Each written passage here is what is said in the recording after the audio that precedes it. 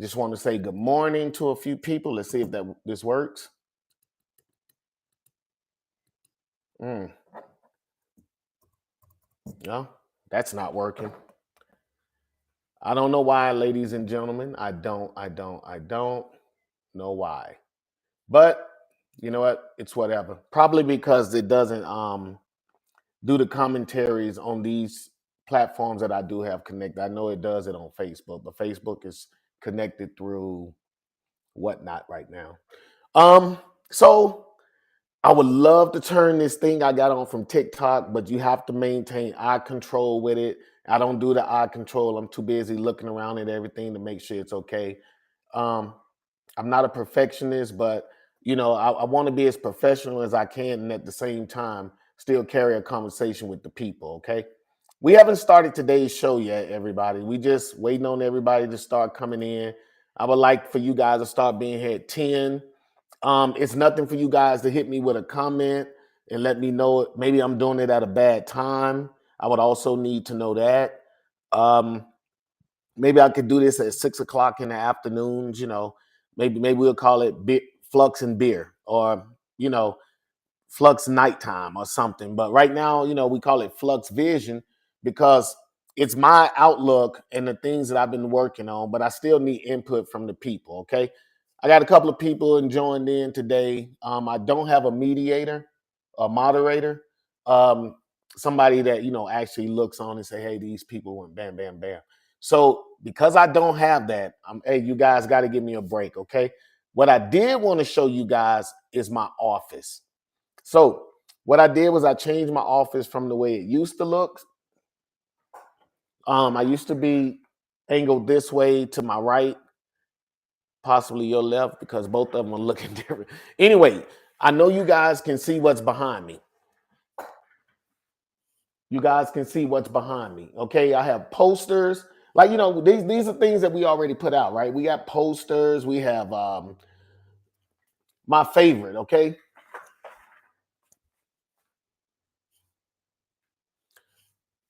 We call that a 3D poster. That's a poster that actually it's kind of big. I think I showed it when we were at the Leap Year Festival this past weekend. So, all right, let's get ready to get it started. There's so much in this office.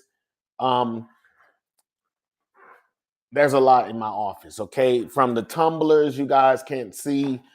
Can we get you guys to see the tumblers? Okay. See, can you guys see the tumblers? So from the tumblers to the trays we have to the giveaway prize at the top, we actually have beanies. It is getting warm now, so we're not necessarily doing the beanies. We have sweatshirts, we have t-shirts. We would like to do new stuff. So, the sooner you guys help me get this stuff sold, the better it'll be. Also, we got what's premiering on the channel. Would be these 3 books. These are the 3 books that premiere.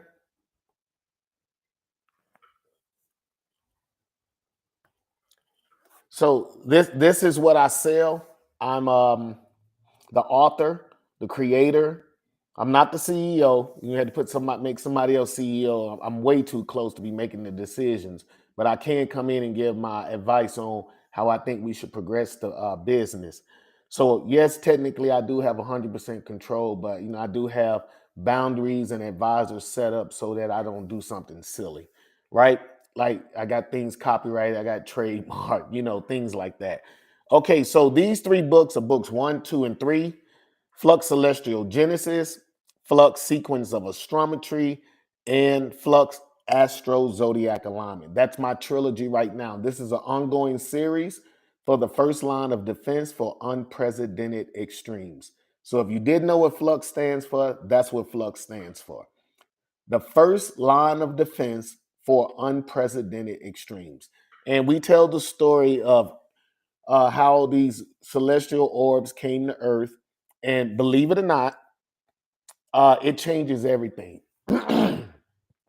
So everything changes on Earth. I mean, we go from what we call a technological advance now. We do something astronomical because again, in my thinking, I know we do TV and we do a lot of fantasy, but in my thinking, no other life form can travel from wherever they are all the way to here and can't beat us. It just doesn't make sense to me. Okay, so this is what we work on every day. I'm on book 5 now. I want you guys to know, and that's why I also need help too, so that we can get book 4 published. Make sure we get it to the Library of Congress because I want all of my work put into the Library of Congress. I didn't write this so that it could just be a overnight success. I wrote it so that it can grow, and from by the time everybody realizes that we're doing the Lords of Chaos versus the Lords of Order, but I mean we're touching on everything. We just allow the Zodiac Guardians because they're inclusive. Everybody has birthdays, right? So we allow the Zodiac Guardians to we follow them. So it's easier for people if they're following their own Zodiac god. I have several favorites and everything. I discussed this when I was at the Leap Year Festival, and we went through looking at all types of pictures and everything. Um, I might be on for 2 hours a day. I don't know, but what's not or whatnot, they like I think you to be on for maybe 2 hours. So while I'm doing that, I'm gonna be downloading a few things because I want you guys to look at the stuff that I was doing.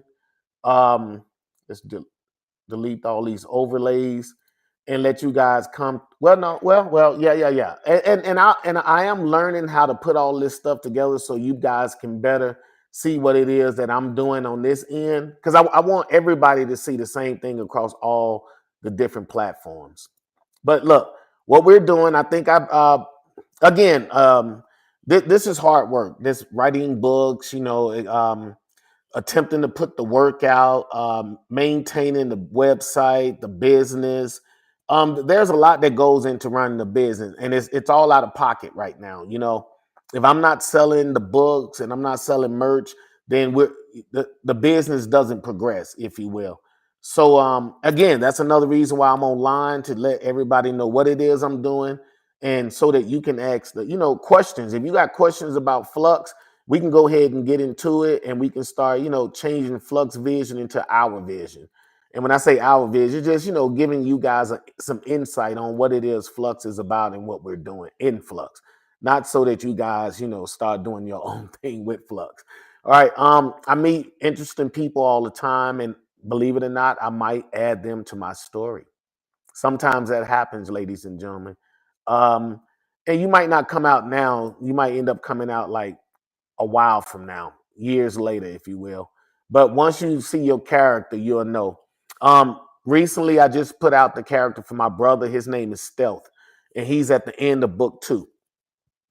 And I tagged him in it at Calvin Moore. That's my brother's name. So I tagged him in to let him know, hey, your character is on display now. So you can get out there and get to know or kind of how I look at the individual in the superhero realm, if you will. Let me put all of this back. Yeah, I didn't want you guys to look at that forever.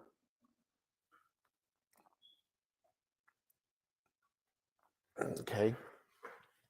And what I'm getting ready to do right now, I'm getting ready to and maybe I should have did it earlier, but I'm getting ready to do it now. I'm getting ready to put out all of the different characters in card mode. I showed you guys this at the Leap Year Festival. So let's go through with it, right?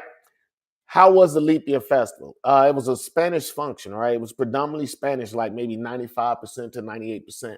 But I mean, it was wonderful. I mean, it was inclusive. I mean, they spoke in English, right? And they Espanol, and they made sure everybody felt like they were wanted, desired there. And I'm a vendor, right? And I'm a vendor that's doing superhero stuff at a predominantly Spanish, and they were doing traditional stuff, and they had some names and stuff out there. I didn't know. All right, I don't follow like the Spanish celebrities and stuff. But they had them out there. There was a huge stage, and I talked to the fans on whatnot. And I thought I was going to be able to go maybe 2-3 hours, but it was just way too loud. But I still, at the same time, wanted you guys to see what it is that we're out there doing. I mean, to me, you have to see what we're doing so that you could better understand that we're actually going out. Um, I'm not gonna say we solicit people because we don't necessarily solicit people, but we do go out and we do put in the work to make sure we sell stuff. We want you guys to know that we're doing everything we can so that we appreciate all the help. There are people here in El Paso that they just give us love. So I'm not necessarily talking about those people. I'm just talking about all the people who are getting to know what Flux is and what it is that we do. I do have my whatever this thing is called behind me, so that we can do raffles. So I have my raffle wheel behind me, and I'm just getting comfortable in talking about Flux, and then once I'm fully comfortable and I'm ready to add in things, I have giveaways, and maybe I should start bringing that stuff out for you guys to see. And I have things that I want to sell and auction off that are not necessarily Flux. Everything's not Flux, but 98% of what we sell here is Flux. So we were out of town and I found some of the Squid Game. So I'm waiting for the Squid Game for them to release season 2, not the reality show Squid Game, but that the Asian series Squid Games, right? Because it was wow, it was off the chain. So anyway, the Squid Game, we have some masks, of all the people that were in charge and everything. So those are kind of things that we might raffle off. I have a plethora of comic books because, again, comic books gave me my start. Even when it came to reading, writing, I always think back about the story, the concepts, how they told the story. But again, I mean, true enough, I have most of mine into this type of book. But if we did it a comic book, we would change maybe not the direction of the book, but we would probably put a few things out of order because you want to make sure people understand the full concept, because comic books are only like maybe a small chapter. So each book could be a small chapter, and that's pretty much what they're attempting to give you at one time. But I have mine in graphic novels because I started at the bottom, but now I'm here. Let me stop. I'm killing myself, right? So I started at the basics. I just started, writing the book, and I started typing. And we already talked about this a few times about my near-death experience, and it gave me like a way to deal with what was happening to my body. And I kind of just immersed myself into the story, and after a while it took off by itself. And when I got to 3 books, I almost said, hey, that's it. But man, I'm not gonna say I got headaches, but I'm laying in the bed and I'm woke for like hours, and I call that a compelling. I was compelled to get up and write down, and then maybe it would soothe, or some of the stuff would leave me, or it wouldn't be so adamant in my brain at the time. um so again, like, there's a lot. 13 years. I think I started January, no, I found out in January 2011. So maybe towards the end of January 2011 I started writing. And this is the 3rd iteration of the stuff that you guys see, like the books you guys looking at, the pictures. This is the 3rd iteration. I had to go through like a total of maybe 7 artists. Um, some I guess, I had my first artist, Jessica. She didn't like really do sci-fi. She did more portrait like. And maybe one day I'll bring all of that stuff. And because again, it's right here on the computer, and all I have to do is bring those files up for you guys to see. So, and then we can look at the dates on them, so you guys can look back and go, wow, he's been doing this for like 10 years, you know what I mean? Working with the concept art so that we can get it to where it is. Because again, I want you guys to enjoy it the same way I enjoy it. Okay? It's just what it is. It's a hell of a story.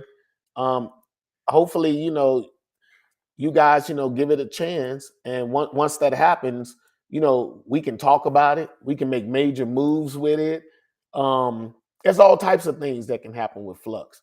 What I am gonna do right now, because again, I want you guys to know that you're still dealing with Flux, and I have to, let's say, pay the bills. So there are things, all this simple animation, little clips that I put together. I feel like they each deserve their own slot, if you will. So I'm gonna go ahead and make sure, I let those run, and one day I'll pull out the cuties and let you guys look at those too. But let me put this on. I want everybody to see everything. Got a tuck. I'm gonna do clip one. It's an opening intro for the Flux characters. It's like my initial trailer, if you will, for Flux. Then I'm gonna hit you with the second one, and that's for the bad guys in book 3, because it's time for you guys to start seeing it. If you haven't went to my social media, so if you're here today and you're watching, I'm gonna make sure you guys see this. And last but not least, I'm gonna put you on this last one right here. Bring this over. There we go. There we go. That's beautiful now. So now we all looking at the same thing, okay? Everybody's watching the same thing. I'm gonna go ahead and turn this off real quick. Pause this. Show you clip 1 and 2. Then we're gonna do an intro. Right? This is gonna be the intro to book 1. And just like I told you guys, I went through all of the characters, and I'm gonna hit back on those guys again today, just to give you guys some insight on what it is we're doing and how we're doing what it is we're doing. And then I'll hit you with the intro for book 1. I'm gonna talk to you guys again, probably about the characters, and then I'm gonna hit you with book, like the first sub chapter in book 1. And then today we're gonna start that. We're gonna start going through, and normally, as the deeper we get into the books and the story, I might play the same clip, maybe 2 or 3 times throughout the show. Okay. Again, like I said, hard work. Shout out to Nilinyan Malakar. He's over in Bangladesh. He's the one who's did the artwork that you see today. Um, I want to give another shout out to Andrew Burgos. And Andrew Burgos is the young man that narrated the book. Again, I don't know if you guys know how hard it is, but you basically sitting in like a closet, almost like, musicians do when they sit into a small booth, and you have to project your voice and do all types of things as you read this story. So you got to have a knack for that type of stuff. So a good thank you, Andrew Burgos, and thank you, Nilinyan Malakar. Those are the 2 gentlemen who assisted me. They got paid, okay? Because again, like I said, we pay what we can, but the fact that they saw it and they put the work in. So I want to say thank you to those guys too. Let me see. Let me put this on. This is the opening intro.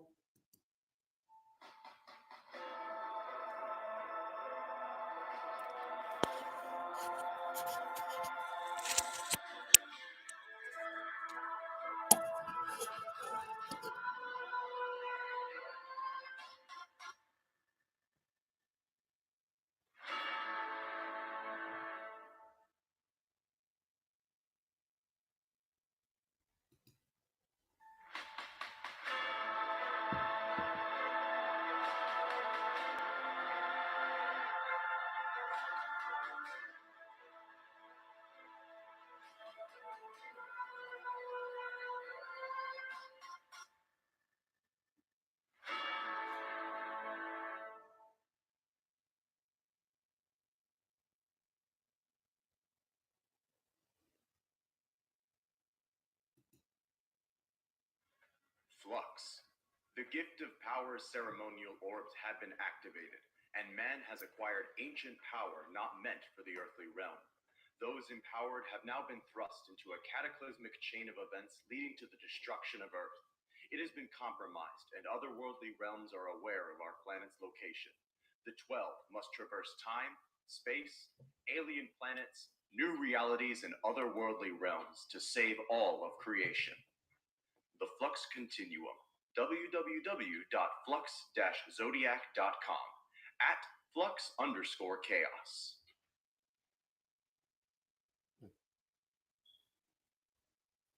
That's wow. What happened? That's crazy. Give me a second. I don't know what I touched, but the camera went upside down, which is crazy.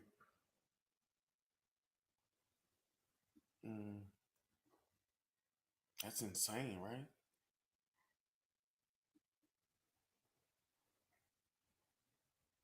Come on, man. Hide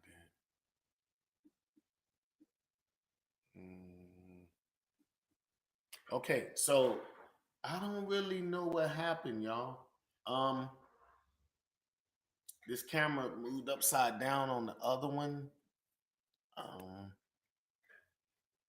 Oof.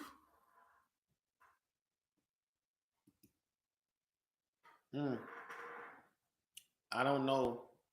Again, it's always something, right? I thought I was gonna be talking about.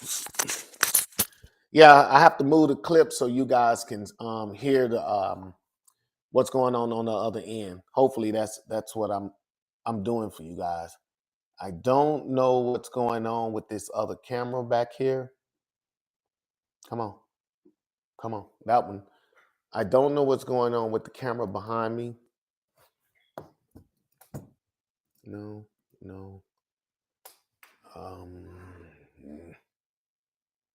Portrait layout. Nope. Let's see what happens with this. No.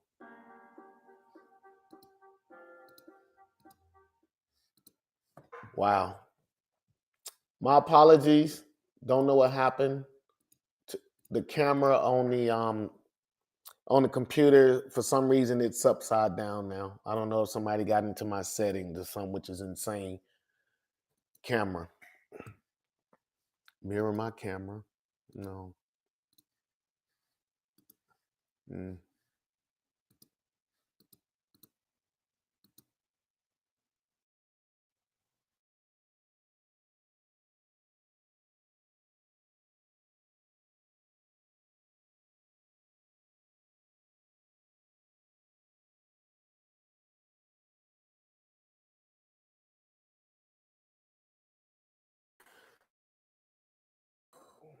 It's always something. So I guess I'll just continue talking about whatever it was I was doing. I'll end this stream and then I'll have to start another one. But whatnot, you guys already know what we're doing. It just I wanted to show you guys the clips, let you hear the readings, and we left for a second, and when we came back, the screen was upside down for some reason. I'm having issues with it, and there's no way for me technically to do this while I'm talking to you guys. I just don't have the skill set to do both. Just not talented like that when it comes to this. So what I'm gonna do is maybe I could do that. Let me try one thing real quick and I'll get right back to it. Sometimes you just have to reset things. So I'm gonna try to reset and see what happens. Here we go.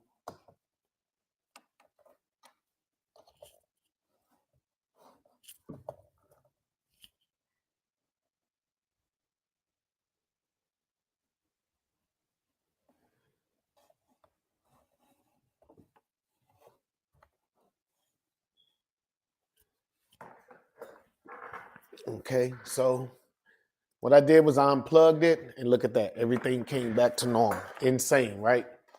Don't ask me why. I hate that I lost my momentum. Again, I guess I do need a full team that's pushing everything. They were here the first day I started, and now I can't get them to show up. Okay. So we were discussing what's going on with Flux. And I was just giving you tidbits on some of the places we've been. Like we went to the Leap Year Festival. Yeah, everybody knows I'm born February 29th. So, we graced it. We had a good time there. Um, Tell you the truth, it was kind of awesome. And I was talking about the Spanish events that they had there. The food was good. Um, it was just, I mean, they had beer and stuff, but it wasn't really about that. It was more about the festivities going on. It was a hell of an event, and I was ill prepared for it, but Flux was prepared. So you guys saw me there. We were there. I did the little circle thing to let everybody see. I attempted to go through each one of my characters. So what I've been doing is, and I'm gonna well, I can't do both. I can't do both. So since I can't, I'm gonna go through the characters, Ember, Taurus, and I'm gonna put them in here real quick so that you guys can see them, and then I'll flip this around, and then we'll run through the characters real quick before I actually start to put on the clip for book one. Okay, and again, I was thanking Andrew Burgos and Nilingyan Malikar for their assistance with Flux and everything that they did to help us. I think it was kind of dope of them. Again, I was no named, and I mean, even the publishing companies back then, because I actually started with two different publishing companies. There's no reason to go through all of that. I just ultimately, sometimes people don't do what you need them to do, and you have to do it yourself. And that's kind of how I got where we are now. Make sure you guys can see me. Come on, man. There we go. Like the little light to show. Okay. So I went through two different publishing companies, and things didn't happen the way I felt they should happen. Um, they did send me on some book signings, and I mean, it gave me the experience. But ultimately, I had to do me. So I took the jump. Steve Harvey said it. He said, sometimes you get to the cliff and you don't make the jump. You don't commit. So if you don't commit, technically, I'm not saying you'll never make it, but there's a good chance that you're gonna go through a whole bunch of whatever, right? So basically, I jumped over the cliff, and I said I'm gonna commit to this. And remember, I started off with talking about the how I was gonna stop at 3 books. So basically, when I jumped off the cliff, because the first 3 books got me through my near death experience. That's why they're so integral. Okay, I know what I charge. I think I dropped the price 2020, and I want to say 25. You can get something to that effect, and I think you can get all 3 books right here, each one autographed, stamped with the company seal, and you can get all 3 of these for $50. That's about the lowest I can go, and it's from the work, ladies and gentlemen. You have to understand the work that was put in. Not only the work, again, like I stated earlier, you got to keep the business running. There's always money coming from somewhere. You're paying a tax on something. So to keep the business even going, there's things that have to happen, and that brings us to the price. I have to order in bulk just to make a saving. They charging us, I want to say almost $7, $8, and that comes from the economy. The $5 bill, something happened to it. It doesn't hold the weight it used to hold.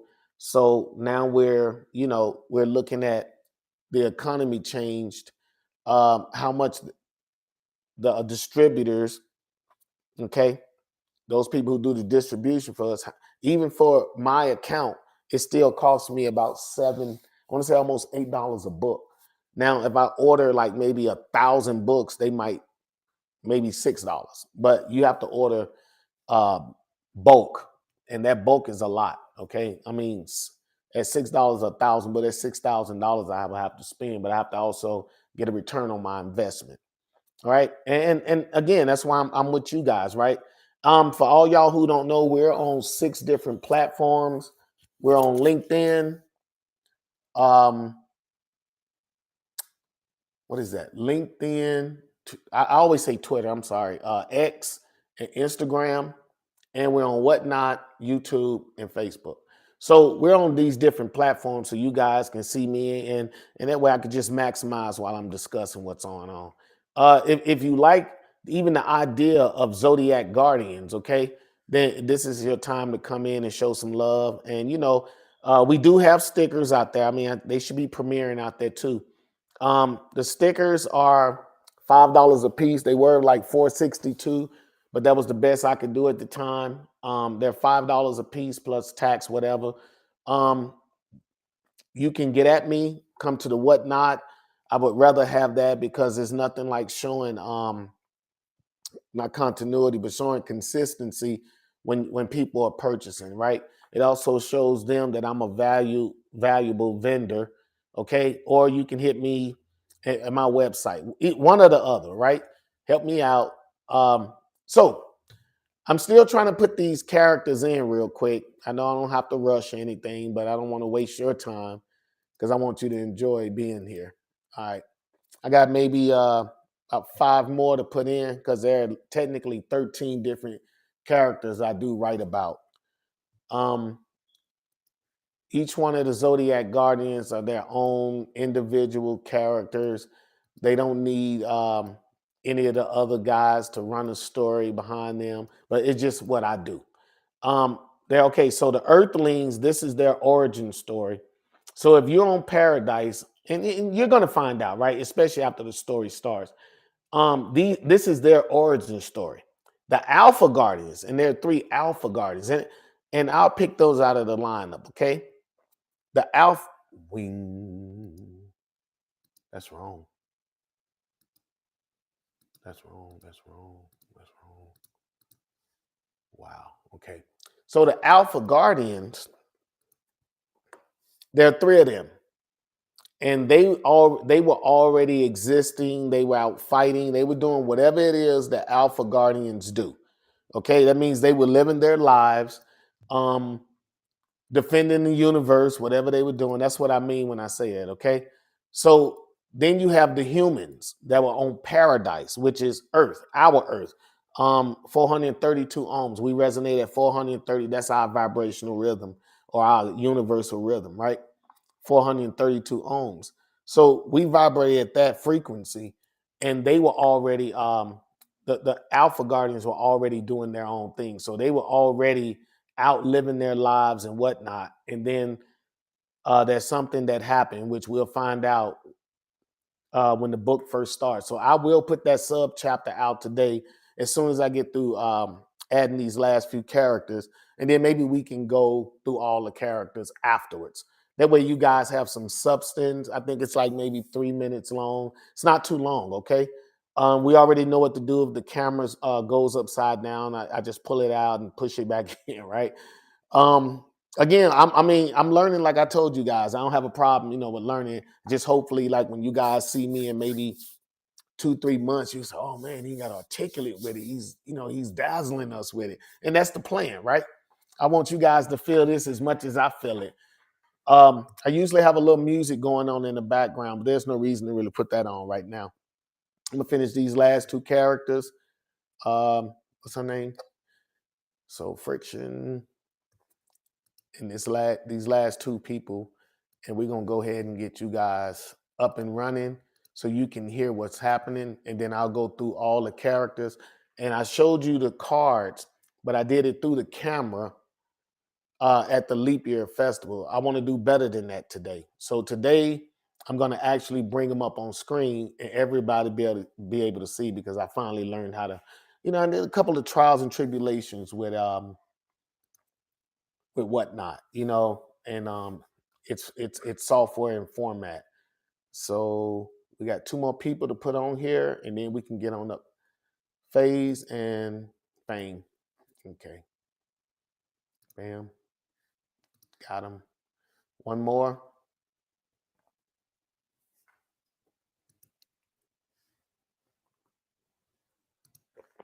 Mm. Okay. Now what I'm gonna do is I'm gonna go ahead and let you hear the first clip. See me bring that up. Present video file. I'm gonna show y'all all the work I do. Okay, clip one.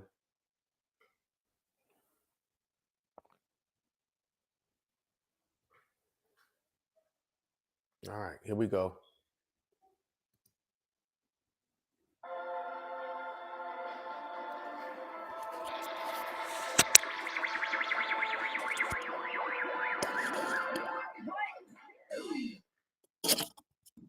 The Repercussions of New Beginnings.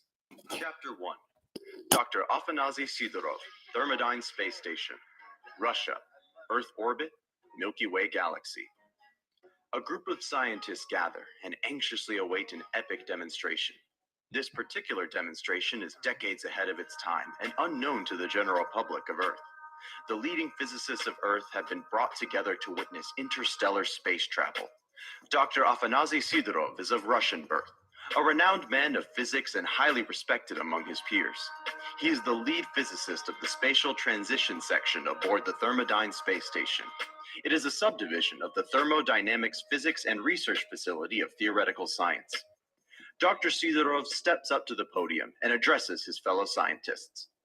Today, you will witness a monumental and defining moment in history as the Thermodyne physics team sends a probe through time and space.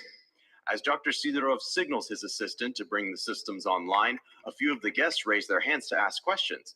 He simply motions all hands down. He isn't done with his briefing and continues speaking. Here at Thermodyne, we will prove that a spatial rift, a hole in space and time, can be opened by instantly sending a probe to an uncharted section of the universe. My team and I have configured the probe to collect location data and draft a star chart while transmitting a signal in all known mathematical formulas and languages, retrieving any forms of communication or transmissions from the other side. The spatial rift will open for 30 seconds, giving the probe sufficient time to enter the rift. Then, the probe will initiate its primary programming and be retrieved after 15 minutes. The guests are directed to turn their attention to the windows of the space station. Several guests make remarks about how the probe, as Dr. Sidorov gives the signal to begin procedures. A few buttons pressed and the telespatial engine completes its target lock. Once Dr. Sidorov gives the command, the generator fires a beam of energy at the targeted location. After a few moments, a small discharge tears through empty space. As the wormhole materializes and expands, spikes of energy ripple along its outer rim. A smile spreads across Dr. Sidorov's face. A deep sense of accomplishment swells within him. The IT manager shouts aloud, "Spatial rift is stable and all systems read optimal." Dr. Sidorov and the IT manager share a glance between one another. Then, the probe is remotely activated to enter the wormhole. The guests whisper amongst themselves, their excitement echoing throughout the space station. The technician sounds off again. "Spatial rift becoming unstable and collapsing." Dr. Sidorov turns to his audience and explains the theoretical science of spatial transition technology. There is great admiration in his guests' eyes. Several of the scientists and guests converse about this history-defining moment. Dr. Sidorov answers a few questions until the 2-minute alert sounds. The IT manager directs everyone to focus their attention on the wormhole location. Dr. Sidorov exclaims, "In a few seconds, our technicians will retrieve the probe from the spatial rift." Another target lock and a beam of energy is fired. After the spatial rift becomes stable, the guests' eyes are filled with anticipation for the probe's return. People start to clap when the probe begins to enter Earth space again. As the probe exits the spatial rift, something unexpectedly strikes it from the rear. The space station speakers echo repeatedly. "Alert! Alert! Probe destroyed. Alien craft entering Earth space via spatial rift." An alien object rips through the probe and breaks apart as it hurtles towards the planet. The probe has been knocked off its trajectory and is fragmenting into multiple pieces. The alien object appears to combust and explode after entering the Earth's atmosphere. A glowing object phases harmlessly through the external hull of the space station. It strikes Dr. Sidorov in his chest, knocking him from his feet. His body defies gravity as he hovers above the floor. His form is quickly overtaken by the glowing extraterrestrial energy. Thoughts of his wife Delia flood his mind. He is all the family she has left. His form becomes too bright for human eyes to bear, and Dr. Sidorov is no more. Where once stood a man of science, only a few particles of dust linger in the air. The guests witnessing the event are paralyzed with fear. After the first scream is released, others join the hysterical behavior. With an uneasy voice, the IT manager speaks through the intercom. We ask that our guests please remain calm as you are escorted to loading bay 3A for departure to the surface. Again, we thank our guests for visiting the Thermodine space station. Taste steel.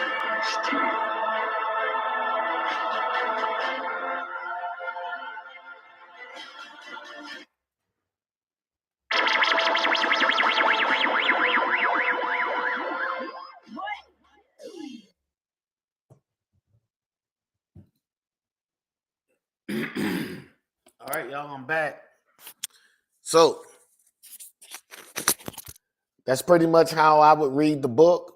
Let me go ahead and flip this around. There we go. It's pretty much how I would read the book. Okay. That's it, y'all. Believe it or not, I mean, that's the first sub chapter, and that's why everybody believes. Well, that's why this guy believes it's his fault. So, and let me go through it. How did I come up with the name Afanasy Sidorov? Yeah, he's Russian. He's a Russian birth. Now, I've been writing this since 2011. We wasn't doing the Russia thing at the time, the Ukrainian, all that. We wasn't doing all that at the time.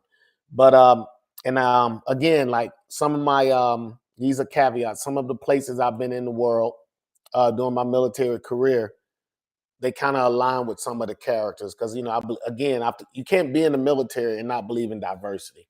You might have your own stereotype and things that you come up with, but you don't have. There's no way you can't believe in diversity. Everybody's their own. Everybody brings something to the table. So Russia, right? I came up with the name. Of course, I looked it up on the internet. What's the first name? And whatever. Flick of the coin. I picked the name, but I wanted something that was snazzy, if you will, So I could be wrong, but Afanasy Sidorov, it just, who? You know what I mean? So foreign name, and that's how I came up with this guy. At first, though, everybody was a doctor, but I was like, nah, everybody can't be, the smartest people in the world.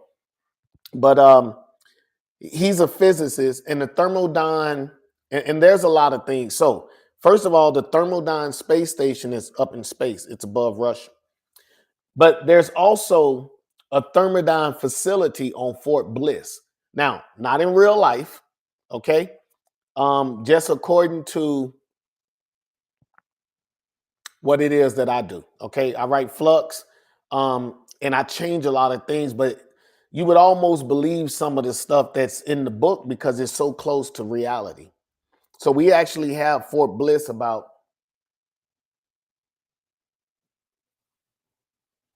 3 to 5 miles down the street, okay? Freeway miles. Maybe a little bit longer, because if I had to do the 2-mile run, I swear it was further. So maybe 5 to 10 miles, right? Okay, it's 5 to 10 miles down the street, Fort Bliss. But in the book, in the story, Thermodine facility, the main headquarters Thermodine facility is on Fort Bliss.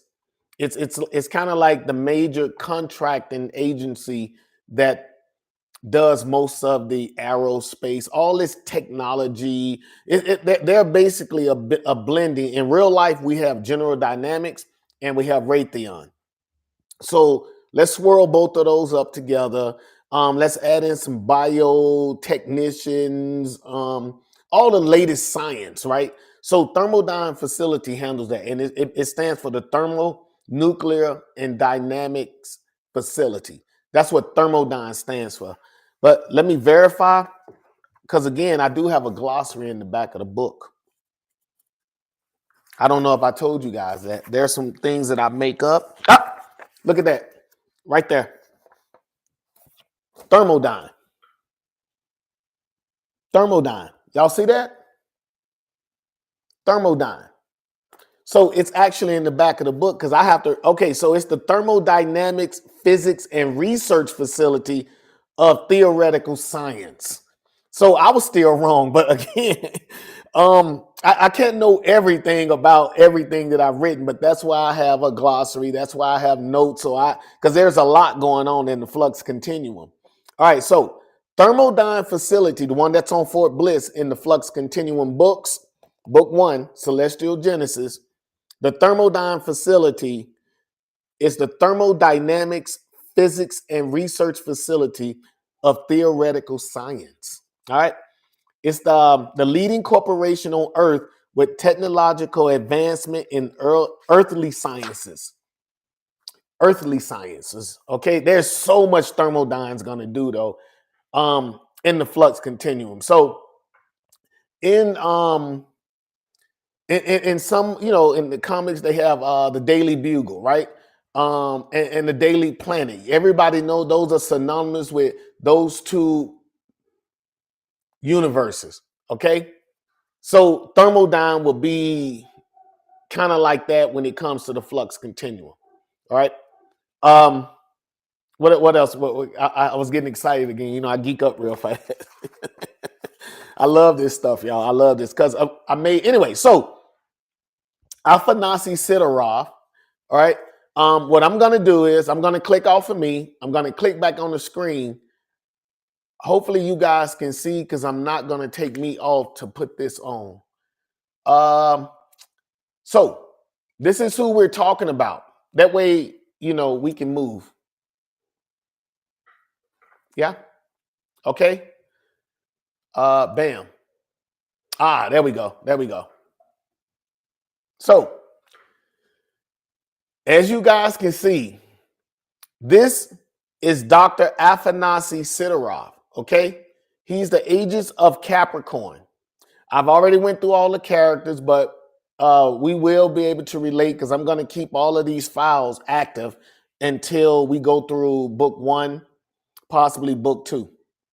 I might even add some book 3 characters because I have slides like this for book 3 characters. So when we go through book 3, because we got to go through book 3 after book 1 and book 2. Now, I don't actually have that in audio form. Matter of fact, Whatnot, I will find a way for you guys to be able to get the audio album on Whatnot. That way you can go ahead and purchase book 1 for $4.99. You can purchase book 2 and you'll be able to keep the audio files for yourself. In book 1, they have action oriented, they have sound effects in the background. In book 2, it's just narrated. Or you can get an autographed copy of all 3 books, stamped, sealed, for $50. Shipping and handling, and I'll get that to you ASAP in the next 48 hours. They will be mailed to you. Okay, so let's get back to Dr. Afanasi Sidorov. Yeah, and I know I'm smiling, but I'm smiling because I made up these names, right? I did this, and I'm kind of excited about it, right? It's almost, I feel like I brought these people to life. You know what I mean? I gave them purpose, if you will, but this is what I was enduring while I was going through cancer. And whenever you hear me speak of my near-death experience, that's what I'm discussing. It was a hell of a ride. I'm going to go ahead and throw that out there, but I overcame. All right. So we don't have to always put a lot on that. But if you look at this story, by the time we get to book 12, it's basically what I went through during my near-death experience, from the medicines to the what I call it, the violations, where they piercing you everywhere, sticking needles and stuff in you. So they injecting stuff in you, So that's kind of what's happening to the universe right now. You'll be able to piece it all together as we go. So anyway, on his specific day, Dr. Sidorov was on some OG, hey, he's happy. He's made it into space. He's getting ready to do his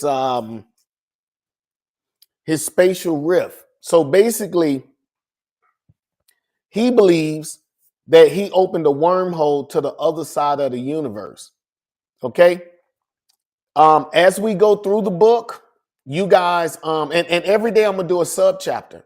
So it might seem like we got off a subject and then we got back on subject. That's not what happened. That's what's going on in the book. So as you read the book, I'm going to give you certain little insights as we read the book. But I'm going to need you guys to be able to be here and listen to me to my own time with my technology. You know what I'm saying? Messing up. But again, like I said, I love this. So I need you guys to come in. And if you got friends out there that's into this, bring them. Bring them. They can probably learn something or possibly teach me something. Okay. So, and one day I will have a moderator that will help me, look through all the different social media platforms that we do have. So again, good morning to IG, X, LinkedIn, whatnot, Facebook, and YouTube. Hey, what's up, y'all? Thank y'all for showing up. For y'all who do, for y'all who see it later, appreciate the love. Make sure you share, subscribe, like, and hard, and all of that. Okay, all of that. So we got Dr. Sidorov on the screen, and Dr. Sidorov, all right. And I'm not going to go through his abilities and stuff that you guys can see. All right. He was just a scientist at first. That's why I keep referring to him as Dr. Afanasy Sidorov. So he was just a doctor. Finally got the right endorsements. He got the right plans. The government signed off on it. And if that's what happened to billionaires, you know what I mean? I'm not saying he's a billionaire, but he got access to some billionaires because they found a way to do the spatial rift, not on Earth. All right. And yes, we do have it here on Earth, and we'll talk about all that later because we got other characters that's going to go through that. But the one that's in space is Dr. Sidorov. All right. And he's trying to open a spatial rift. So what the plan was to send a spatial rift, to send a probe through a spatial rift, right? You want to open a wormhole, a stable wormhole, and you want to be able to send something. You know how they say this is how space is done, right? They take it and they fold it. It take one point and one point. They fold the space so that those points are next to each other, and that's how you come out on the other side. That's the theory behind it. So that's what we did too, right, Dr. Sidorov? And when he sends the probe through, he actually has it programmed to do. Give me a second, because I remember hearing it. All types of mathematical formulas and all types of stuff he wanted to do. Spatial Rear Pro activate the end of the wormhole. Explain the theoretical science of the transition technology. There's a great admiration of his guest, yada yada. Okay, so basically, he wants to send a probe through with all of these mathematical formulas, different languages, different sounds. Like, I don't know if you guys watched it. I can't really remember, but I think it was a Star Trek movie. It's old though. Kirk time, all right? We talking about back in the day with Kirk, but it was a movie, and in the movie, the whale, they had to get some humpback whales or something. And my understanding is whoever was coming to destroy the earth, I guess the humpback whales were were Earth's representatives, and there were no humpback whales to what's the word, to make the noise or to speak in whatever that alien language was. They was going to destroy the planet. So Kirk and them, they go back through time. I don't want to talk about how they went around the sun and all of that, but they go back through time. What do you call it? Transporter, right? They bring them aboard, and then they bring them back to the future, and they put them back into the ocean because I think they all dead. That's kind of how, when I said Dr. Sidorov puts in all types of mathematical formulas, alien sounds or animal sounds, all of that, because we don't know what language aliens speak. We only know what TV gives us with the translator, right? Because we can translate our own language, don't mean that we'll be able to necessarily understand alien languages. So Dr. Sidorov took every precaution to send everything that the most famous minds on earth could think of. And they send that probe over, and that probe started, projecting, or because it's not a speaker in space. What's the word? It sends out, radio wave probes, right? Of all of this data. While it's over there, everything goes fine. Now, I technically know where the probe went, but you guys don't know where the probe went yet. I do.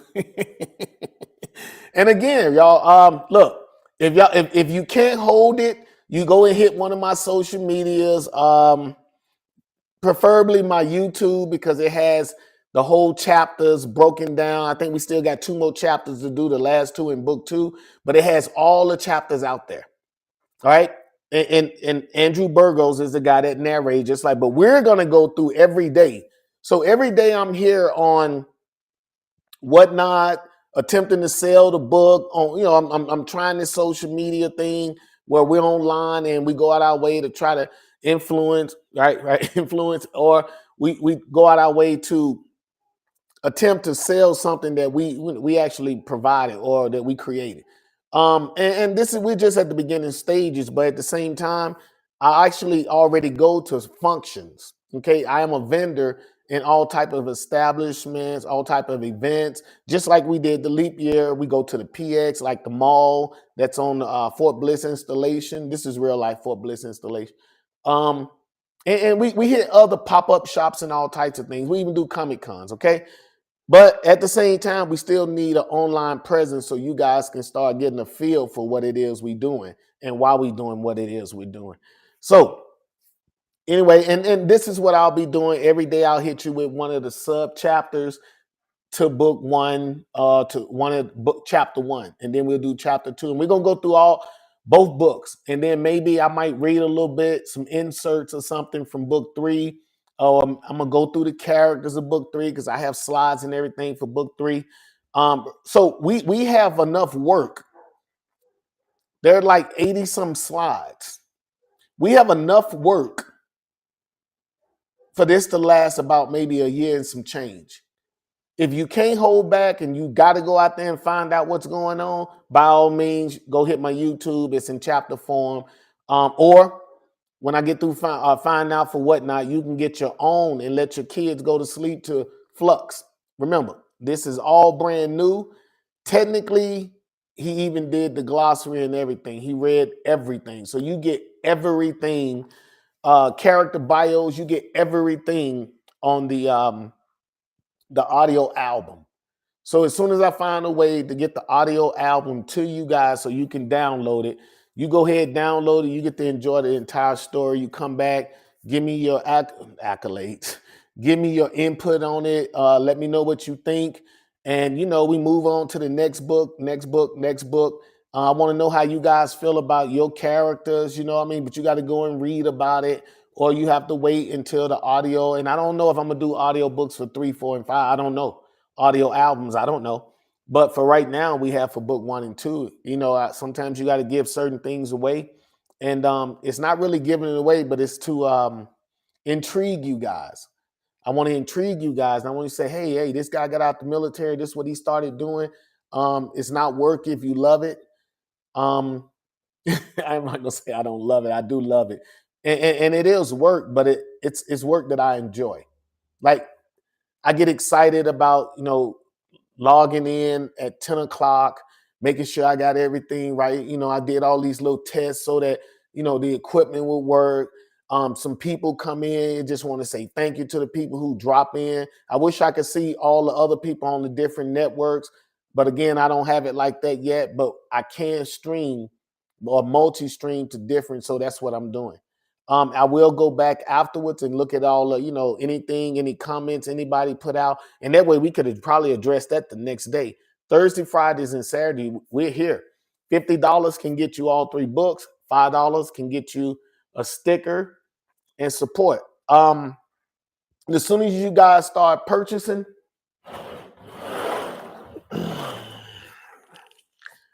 let me turn this off for a second so you guys can see me. And we're going to get right back to it, all right? Because this is who we own today, Dr. Sidorov, and I still got a few more things to do. Let me hide that.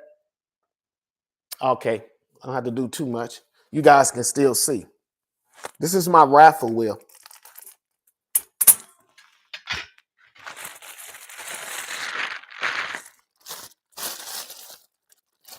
I have all these raffle tickets. Do you get one and I get one? No, I'm going to keep both of them. But for every purchase that we get, up into 50 purchases. So you guys decide. We have a Bluetooth tumblers that we can send you. You're going to win something of value. We have 3D posters. I'm going to go get one so I can show it to you. We have other tumblers that's here because we're going to make new tumblers. We have trays. It just depends on what your zodiac sign is. And you can win. And that's all it's about, right? You guys have fun with me. You guys bring people this way. You like what we doing? Hit me up with some comments. This is my raffle wheel. The sooner you guys show me that love, the sooner we can. Let me go get this picture for you guys.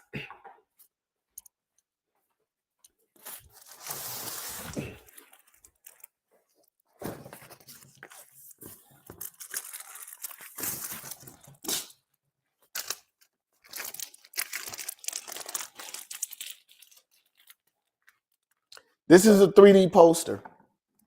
Don't know if you guys can see that. This is a 3D poster.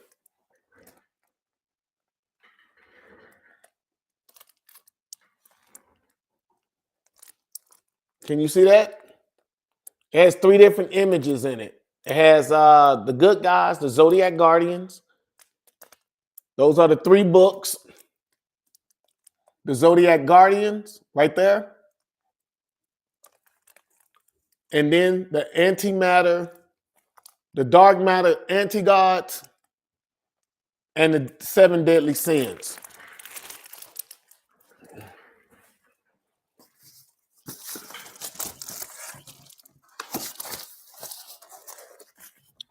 These are some of the things that we'll be raffling off. These are some of the things that you'll be able to win. So, not only are we going to do that,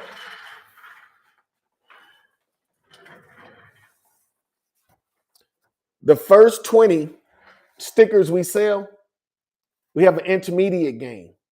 Prize drop. You guys see that?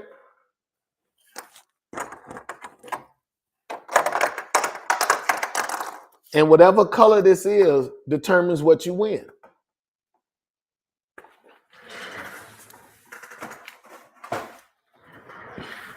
It could be a t-shirt. We don't know. But what I want you guys to know is this is going to be fun.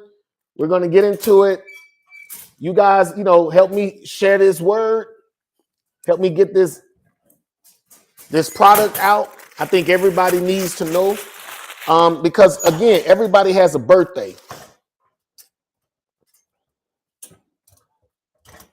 And your birthday determines which one of the Zodiac Guardians is your guardian.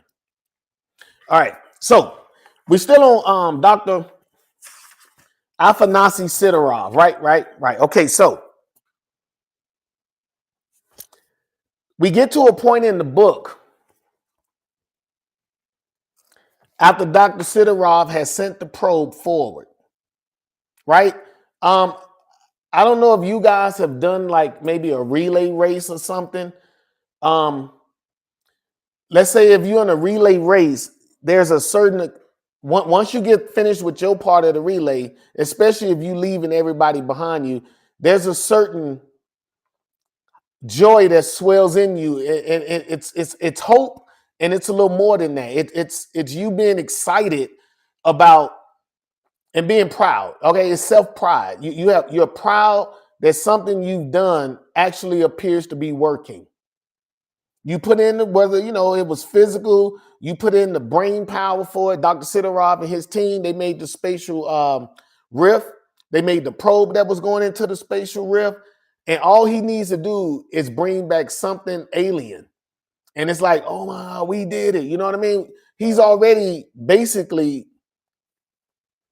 the fact that the probe disappeared, right?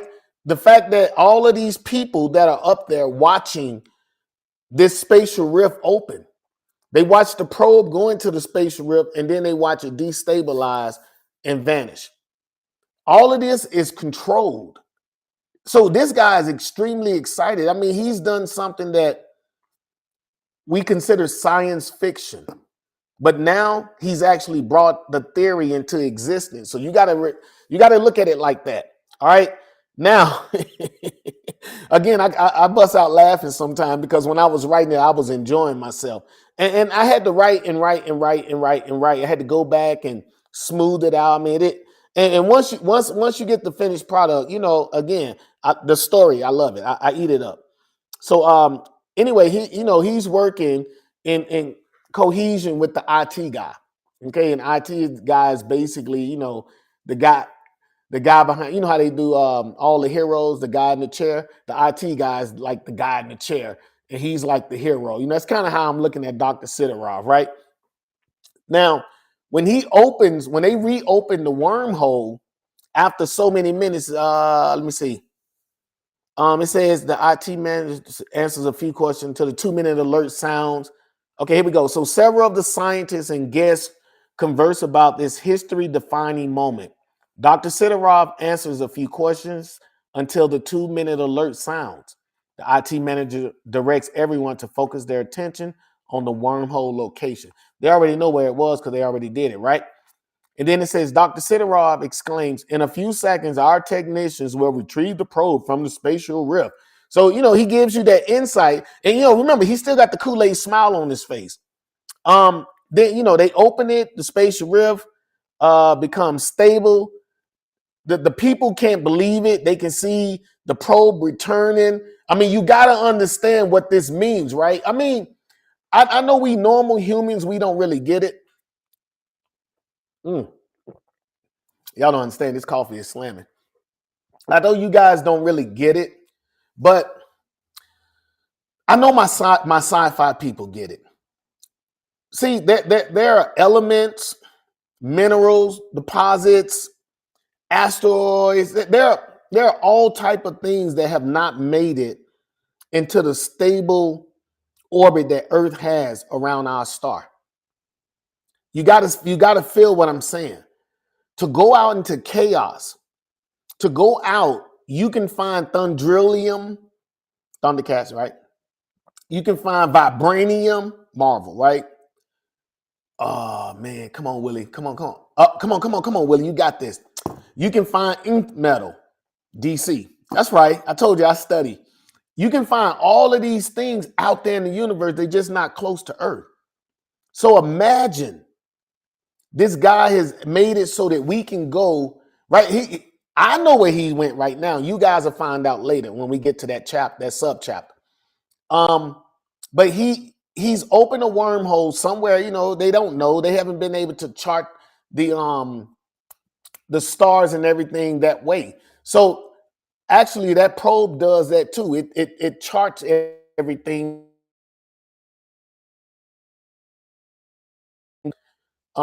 It charts everything it sees, okay? Everything. So now they have new star charts and everything. You got to look at. Okay, again, I'm really excited about it because I put a lot of thought into everything I'm doing. So I'm gonna move on. But the spatial rift opens and the probe is coming back.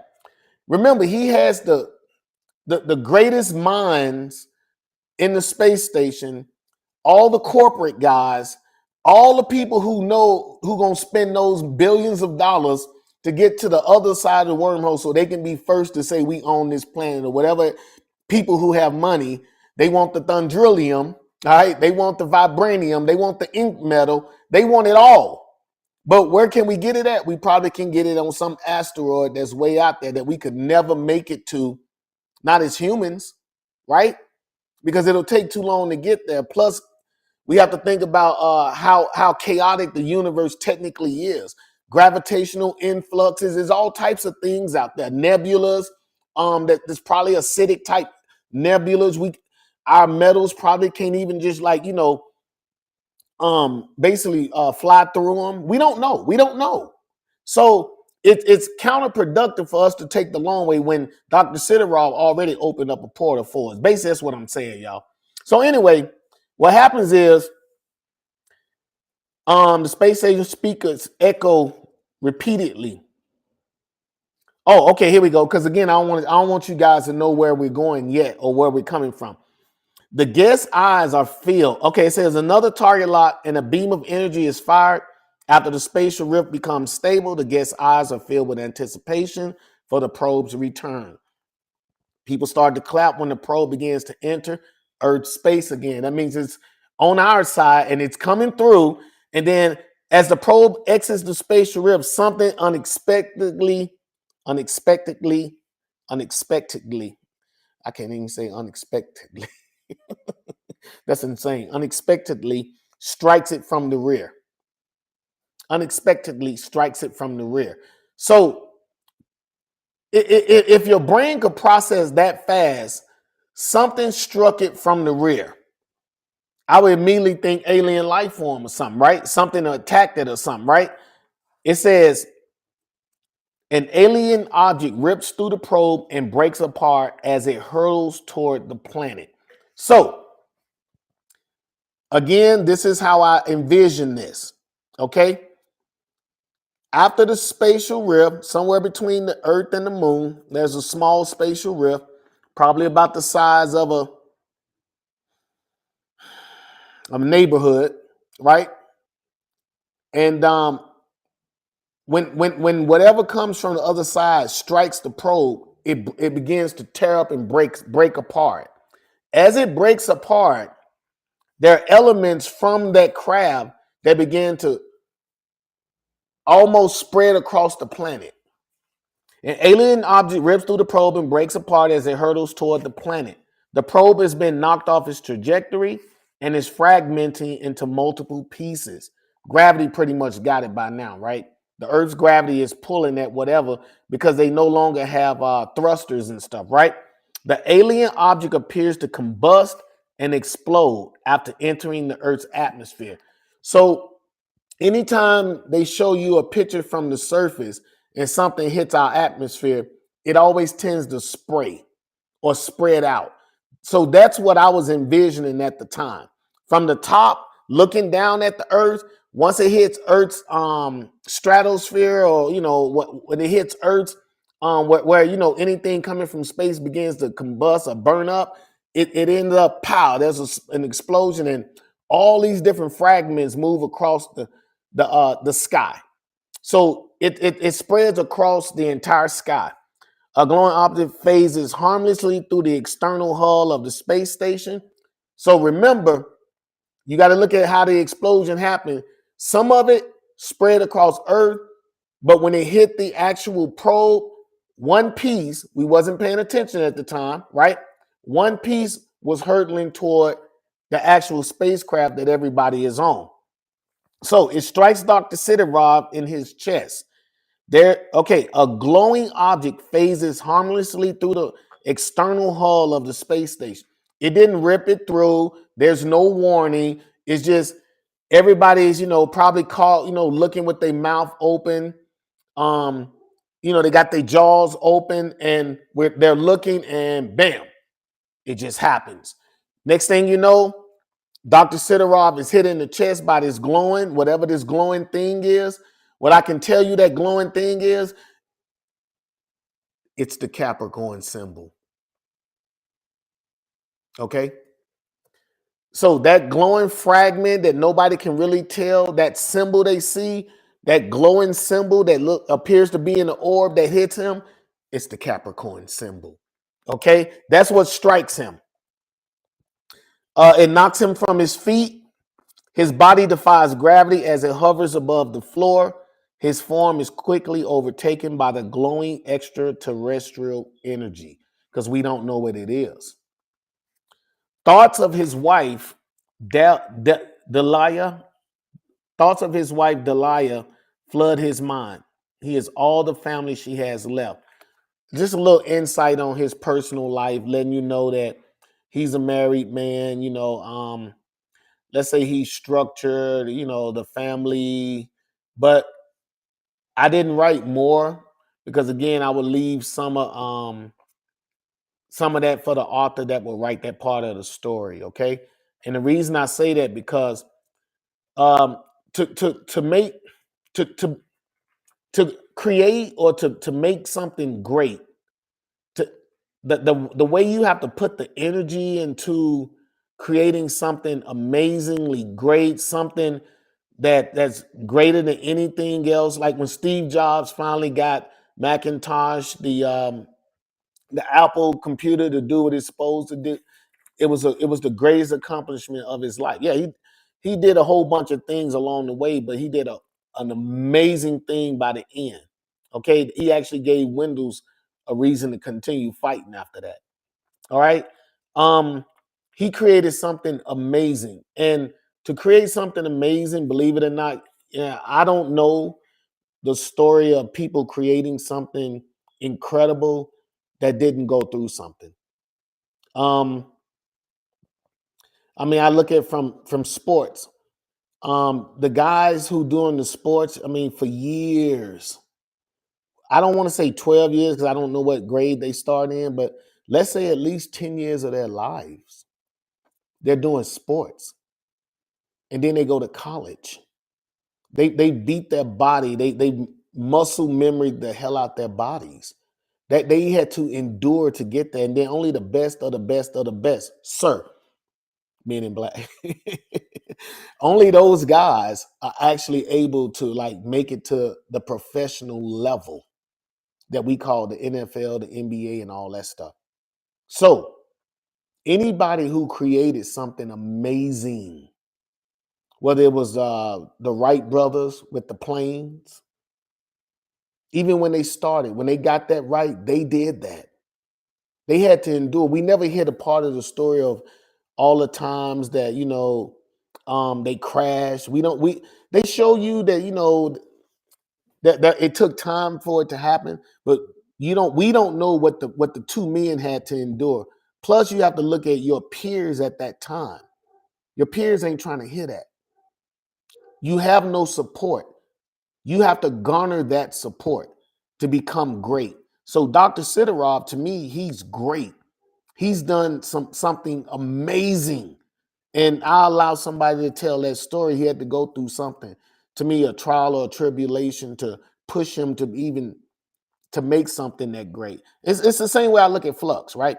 Um, I was out, I always had these thoughts of Flux or some type of characters in my head, whatever. Because again, I grew up on comics and stuff, and I always wanted to make my own, but I never took the time.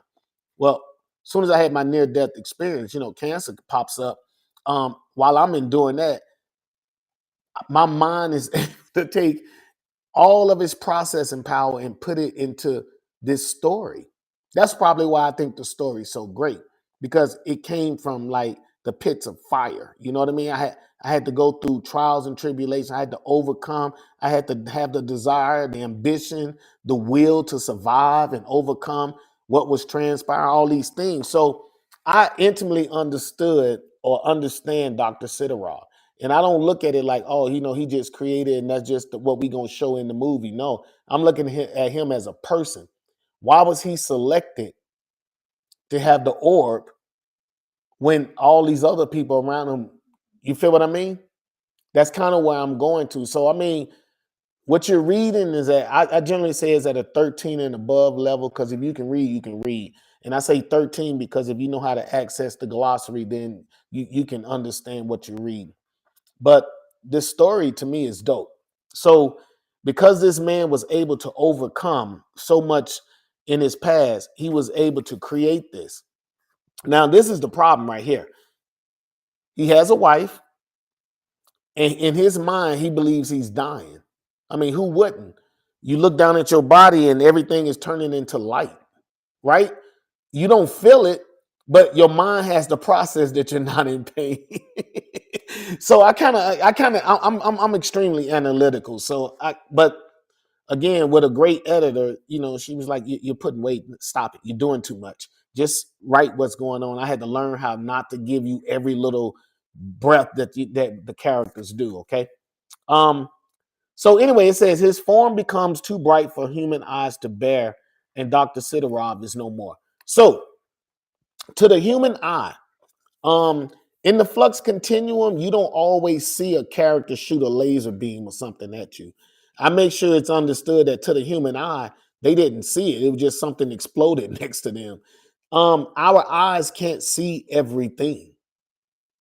but we can see the celestial orb that hits him. We can see the glowing. We can see his body being overtaken. And technically, I'm gonna go ahead and give it to you. He's just being transported somewhere else. That's all that's happening. But to us, it looked like something is overtaking his body. It's like he's burning away. That's what it looks like to the human eye. Where one stood a man of science, only a few particles of dust linger in the air. The guests witnessing the event are paralyzed with fear. Okay, so basically, I bring you to that conclusion to let you know that Dr. Sidorov is gone. We know that we have a smart and extremely intelligent man. Um, on a day of greatness, a tragedy happens. We don't even know what the effect of the alien craft is going to bring to Earth. You feel what I'm saying? All we know is what transpired, and this guy, because we know he's going to survive, right? We already know that, right? Because I got his picture up. This guy, um, he believes that he's the one that started all this. He believes that it's his fault. That is the significance that Afanasy Sidorov plays. And that's why he's going to do certain things along the way. And you'll start seeing him probably in book 5 and 6, and because it'll get closer to his time, his alignment, if you will. So the characters go to the constellation that they're supposed to protect according to the alignment. There's an alignment. You can't just pop from here to somewhere else. The alignment, and with the alignment comes like the same way we have air currents on Earth. We have solar currents out in space. We have galactic currents. So how are you supposed to get to where you need to go if the alignment is off? So technically, it's like a riptide. I don't know if you guys know what a riptide. I lived near water for a while. Basically, it's like I think I'm saying this right. It's like an underwater current, and it pulls you down. And most people, you can't get away from it. And if you are able to hold your breath long enough, which most people aren't, you find yourself maybe 3-4 miles down the beach somewhere. So it's kind of like that. Those currents that you see in the water, like what was the movie with Nemo and the turtles and those water currents? Well, we have those kind of currents out in space. We have air currents like that around the planet. And if your alignment is off, then how can you get past those currents? You can't even follow the current. The current is not where it's supposed to be. It's not going the way or in the direction it's supposed to go. All right. And besides, it'll take a lot of power to get from one dimension to another dimension. Anyway, that's what happened to Dr. Sidorov. Okay, he is the first person that we do discuss. I will be discussing the Reaper tomorrow. I'm gonna let this play again because again, I see new people have come in, new people are joining. I want you guys to remember what it is that we're doing here. We're selling Flux, the first line of defense for unprecedented extremes. Books 1, 2, and 3, Celestial Genesis, Sequence of Astrometry, and Astro Zodiac Alignment. All of that should appear, I guess, in the notes or whatever. If I set everything up right. If you didn't see the books earlier, these are the 3 books. Let me give you a second. Turn this off for half a second. Hide that. These are the 3 books. Book 1, Celestial Genesis. It's an insight on what the characters were doing prior to the origin story happening or while the origin story is happening.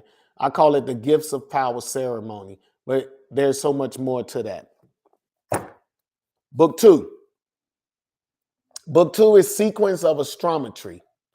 It's generally the good guys have to fight amongst themselves first before they truly understand what's happening.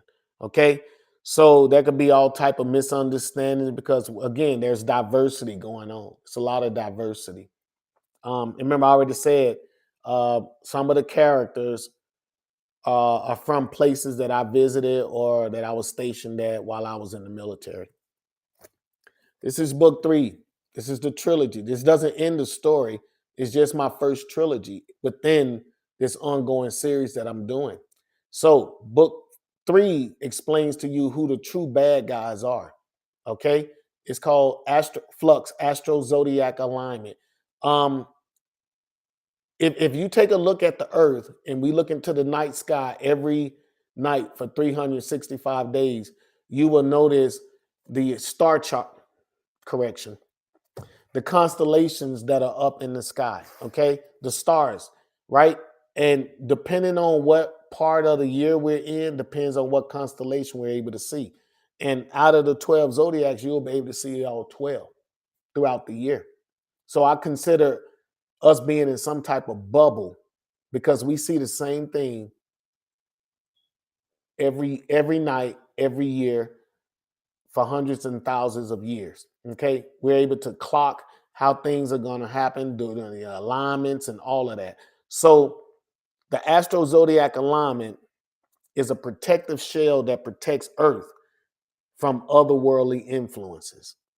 And that's kind of what I explained in book 3.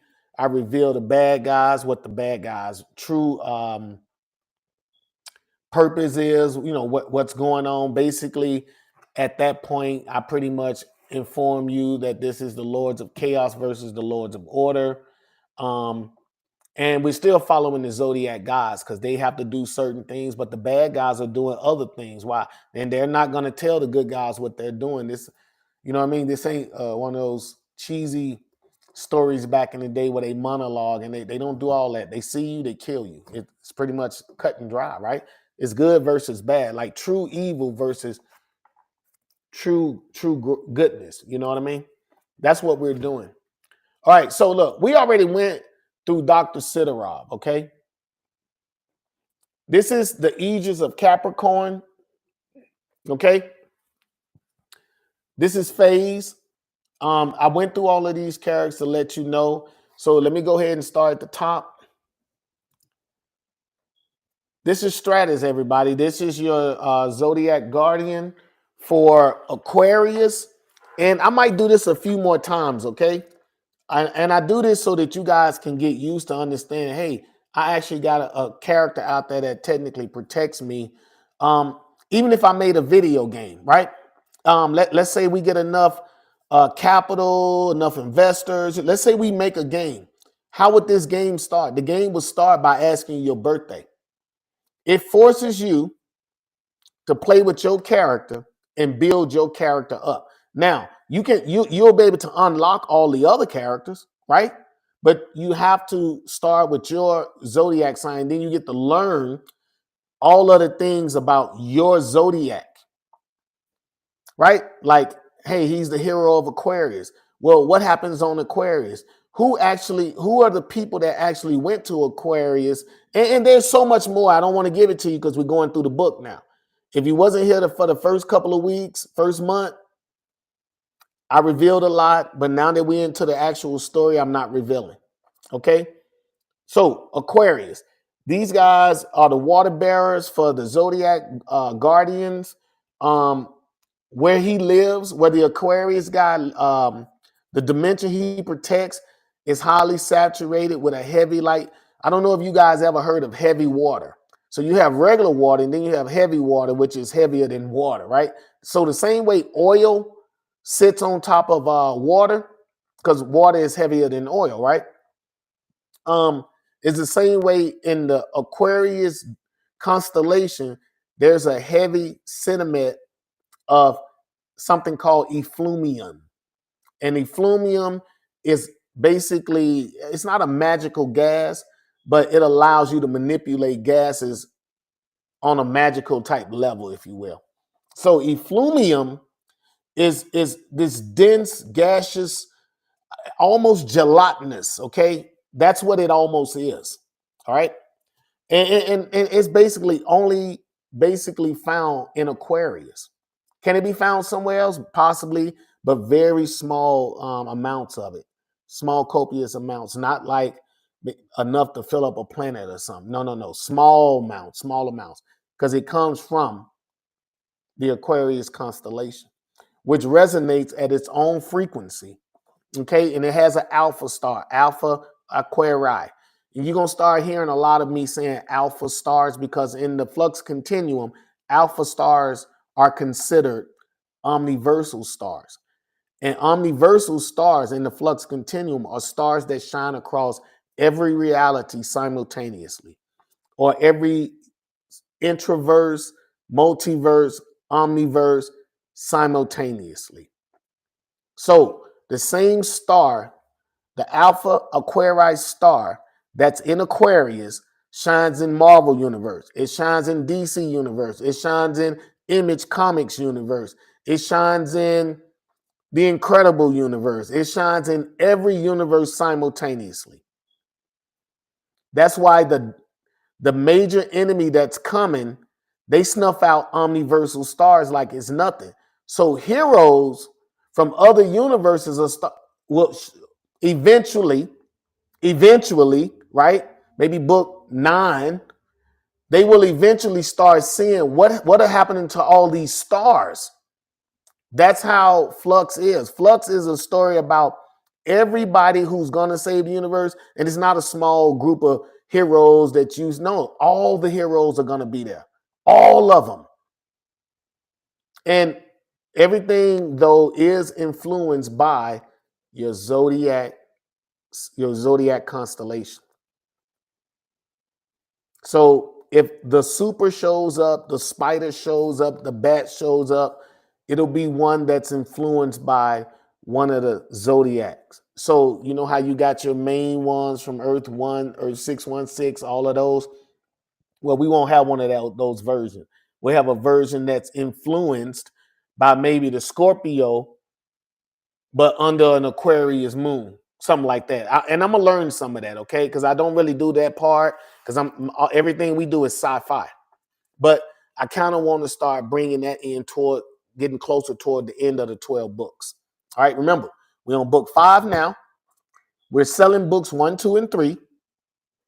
We're ready to release book 4. We need capital. I need you guys to put the word out and let everybody know what it is we're doing, okay? I already brought the price of the books down. You can get all 3 for $50, or you can get them all for $20, $20, and $25. Your call. They'll be autographed, stamped, company seal. All right. This is Karma. Karma is a magical being that's made from a demon and an angel. Okay? So she's made out of pure magic. In the flux continuum, entities that are of divine nature, demonic stature, they're not into sex. Okay? I think that's a human trait. And I think we're always trying to humanize all the bad guys and the good guys, and we need to get past it. Nobody's trying to be human but humans. It's kind of how I look at it. So, but every now and then there are entities that are a little different. These entities, for whatever reason, end up seeing each other like we see each other, and they end up making her. But there's a whole backstory to Karma. Karma is your first Alpha Guardian. I mentioned these guys. It's 3 of the Zodiac Guardians that were doing their own things. Everybody else, Stratus included, if I don't call you an Alpha Guardian, the 3 books are your origin story. That's where your origin story happens in book 1 and 2. But Karma, Fame, and Nexa, they were already doing their own thing, okay? They were already established, if you will. They're just out of alignment, and you'll find out by reading the book. Oh, they wasn't in proper alignment. That's why they didn't. Yeah. Because remember, everything's about the alignment. Even the transportation of lost societies to the constellations. I just gave you another caveat. It's a lot of things going on in flux. I mean, I try to keep you on your toes. All right. I mean, do people fall in love in the flux continuum? Yes. But I mean, we don't harbor on that. We got enough people out there talking about love, right? And all the things that come with love, like stuff. Okay, so anyway, Karma is the only guardian, the zodiac guardian, that has dual angelic celestials. So I don't want to tell you why, but her angelic celestials were merged into one being, her mother and her father. So when she hears her angelic celestial, okay, it sounds like a man and a woman speaking in unison. That's what's going on when it comes to Karma. She's all about magic.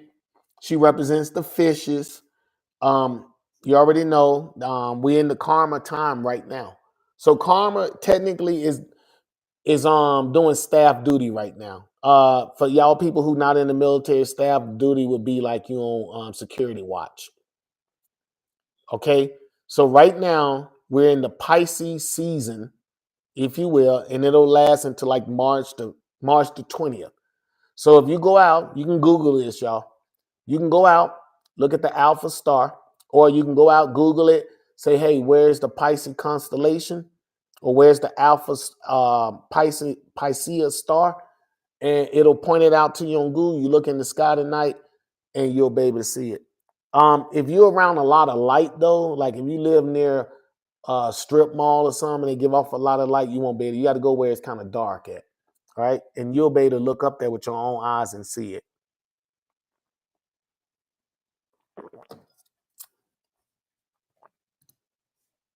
This is Ember. Okay. Remember how I did all the cards and everything? We just going running through the Zodiac Guardians so you guys can see what it is that you bring to the team.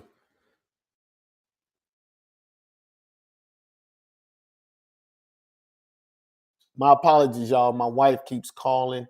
You guys are giving me your time, so I'm going to give you my time. If it's important, she'll call back or she'll send a message. Ember. Okay, so Ember is the guardian of Aries. All right, she represents the ram. She's the harbinger of Kindle. The first two books, that's her origin story. She's a regular harbinger that was hit by something, and I don't want to tell y'all everybody what, but they were hit by something, and they were transported. All these harbingers from Earth were transported to their constellations to endure training, and then they return back to Earth. So each one of the regular harbingers would do that. There are only 3 alpha guardians that were already living, already established and living their lives during this time. Okay. What else? Excuse me.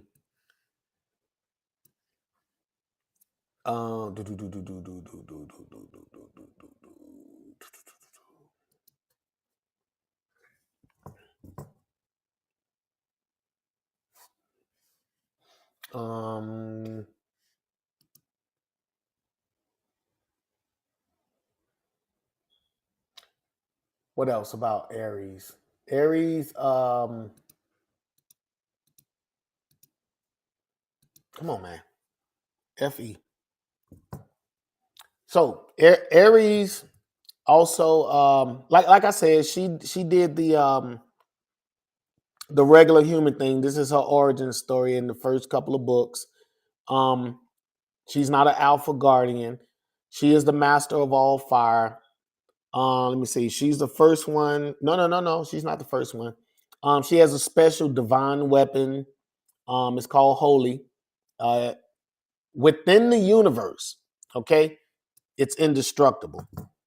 Within the universe, it's indestructible. Okay? Within the universe. I need you guys to hear that part, because you guys don't be feeling me on that part. All right. Who else? This is Pulse. Pulse is the paladin of Taurus. He's the electromagnetic guy. He started off as a cop in Hawaii.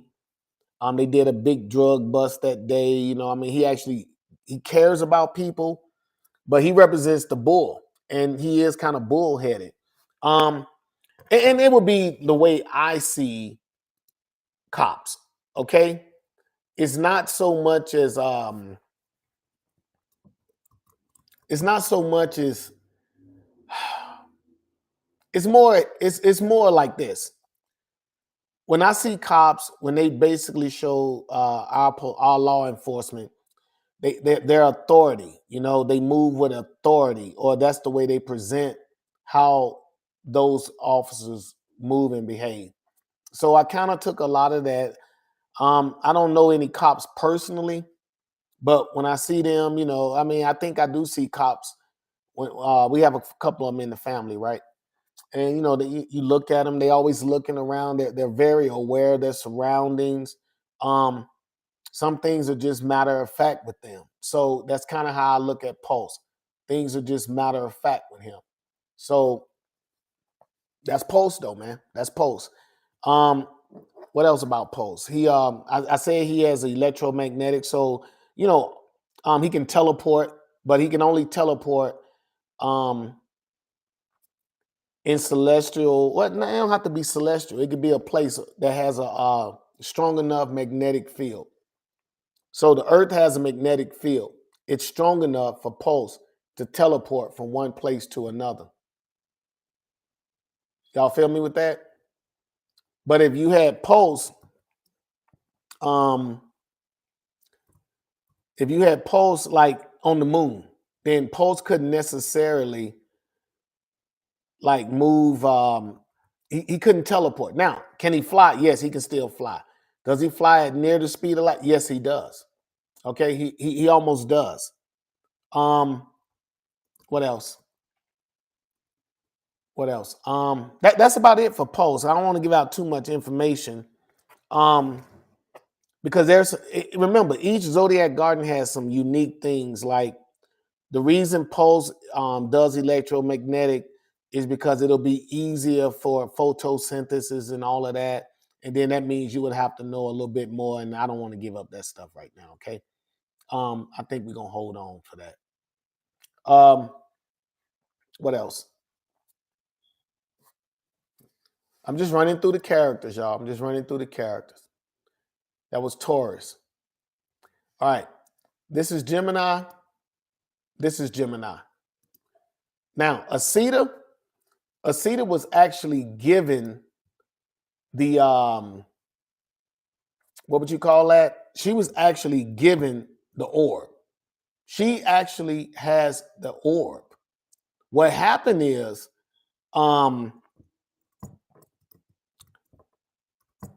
she's an AI. She's an artificial intelligence that actually disrupted the human that was being given the abilities, if you will. So because she interrupted it, leadership was passed on. But because she's an AI, I mean, she's extremely intelligent. There were some things that happened to her too. I don't want to tell you guys that story. It's in book 1 and 2. But she was able to make herself desirable or make herself seem more important than she was. That's what happened. So because she's more important than she is, she was able to, stay alive or whatever, keep her sentience and whatnot. And then we go to, and that's about Asita, okay? Because now she's considered the angel of Gemini. All right, they're the twins. The Gemini are the twins. But this young man right here was unlucky. So because the AI interfered with his what would you call it? His teachings, right? His briefings, him learning, and because she intruded on that, he basically laid in darkness for like 6 days. I don't know if you guys ever been sleep at night and you wake up and you be like, man, it must be almost time to get up. And then you look at the clock and it's 11 o'clock at night and you be like, man, it's gonna be a long night. So that's kind of like he was just in darkness for 6 days. He basically not almost slept, but it's not like he could get up and move around. He couldn't do anything. All he could do was open his eyes. You know what I mean? So he was in and out of sleep. But while the AI was going through whatever.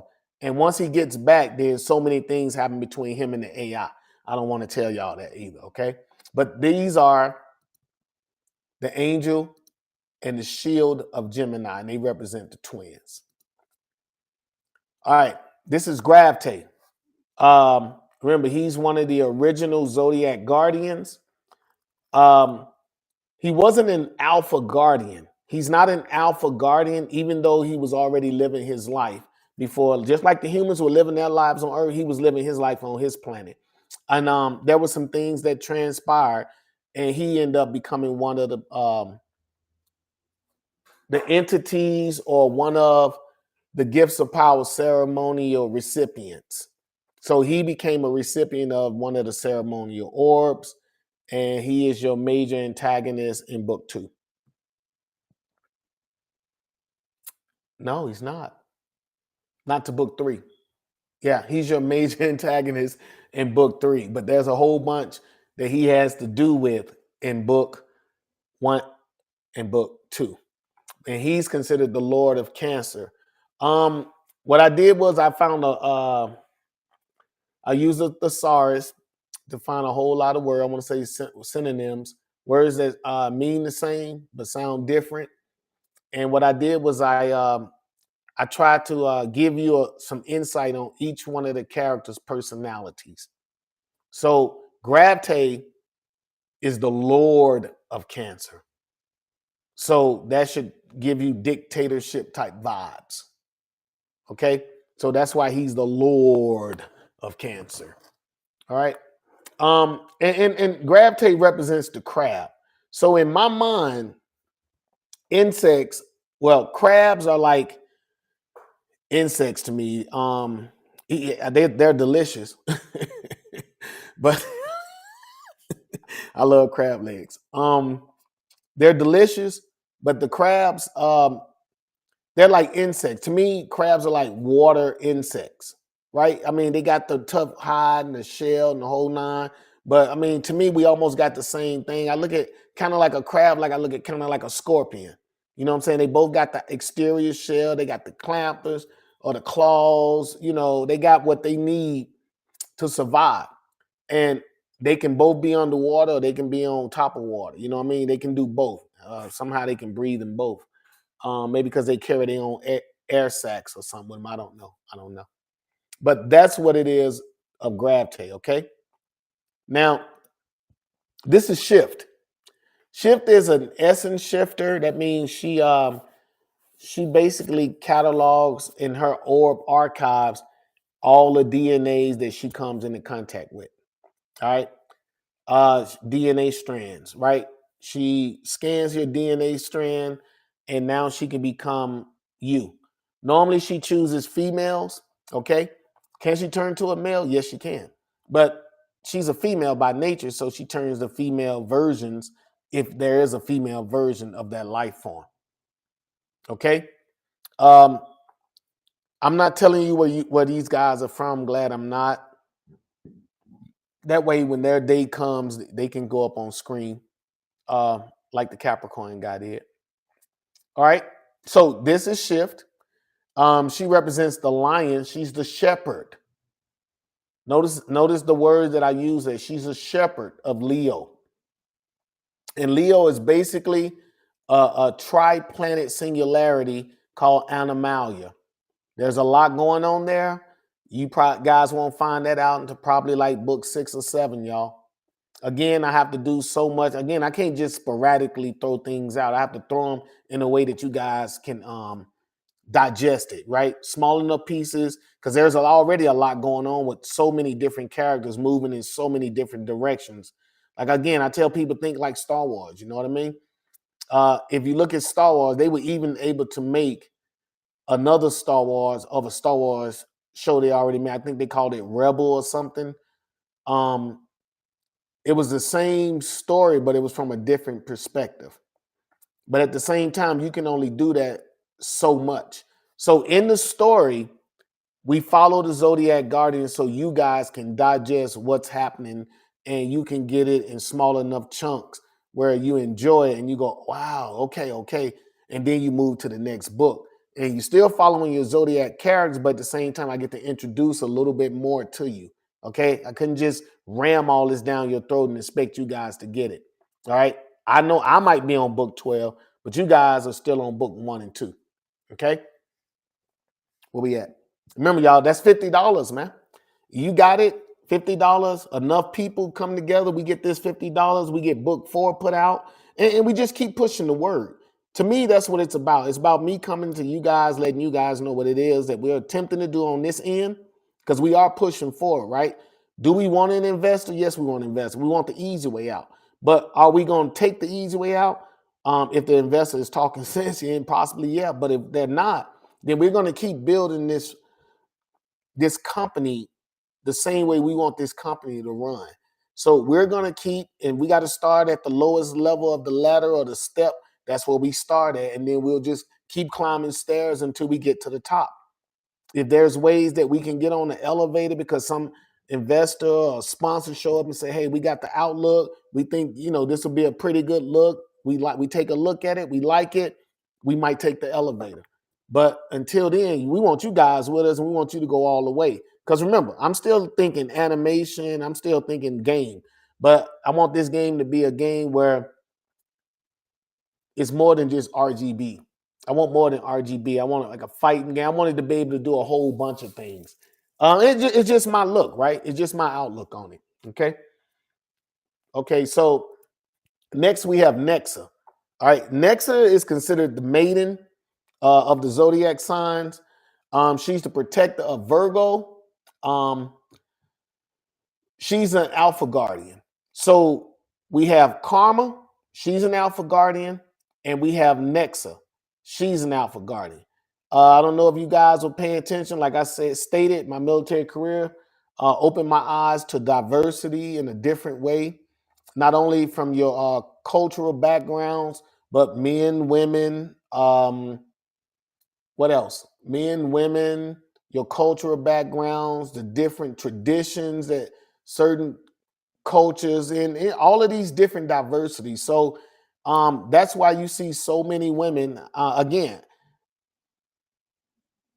a small group of individuals are not going to save the universe. If the universe is going to be saved and the earth is involved, we're going to have men and women there of all diversities, not just who we like to put the camera on. I'm just going to throw that out there because I believe that, there could be so much more and stories could be so much better if we open them up.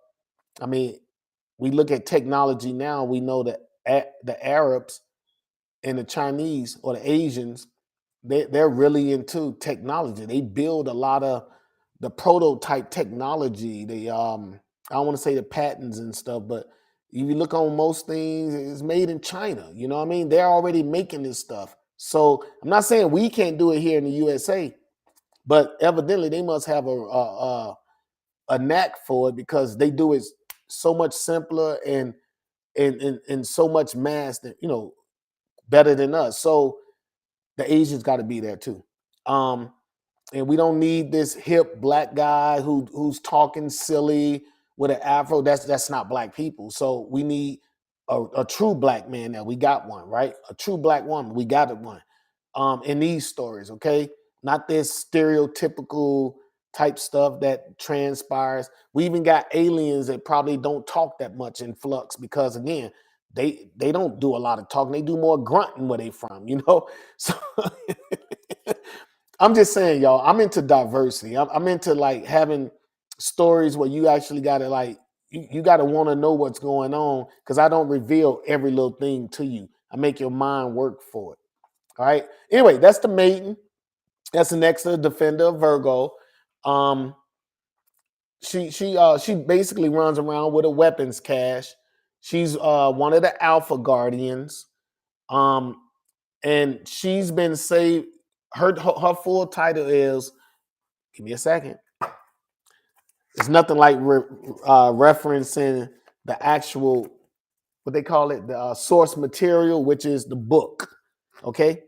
All right. So she's the harp. Oh, her full title is Guardian of the Multiverse. She saved the multiverse more than any other in existence. Now I know all you guys are just getting to the multiverse. And I'm talking because I'm talking across multiple platforms. I know my sci-fi people, we already been doing it. I know a lot of you guys are just coming into the multiverse. And that's because of, the main two platforms, main two companies who, that are pushing it. But ultimately, we've been doing this for a long time.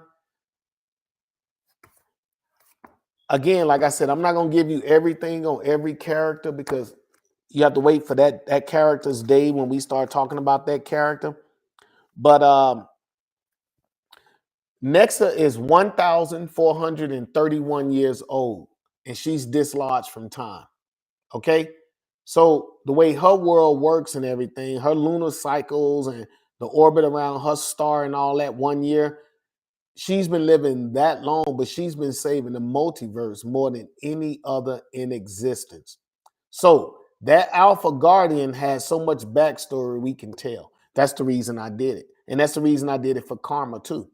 I'm gonna have to start making sure I don't have to go back and talk about other characters. Karma is 1,003 years old.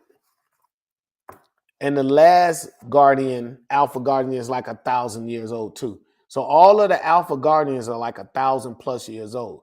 Nexa is the only one that's dislodged from time. She's the only one that doesn't age at all. Okay. This is Intech. Intech is considered the senior order. Most life forms throughout the universe, when they come into his presence or he shows up, they know exactly who he is. They understand who the senior order is. Basically, remember, we're talking about the Lords of Order versus the Lords of Chaos, or the Lords of Chaos versus the Lords of Order. Intech is the senior order. So in the physical realm of realities, he is what's considered order. He is the authority. Now, not like over the ethereal, hell, and all these.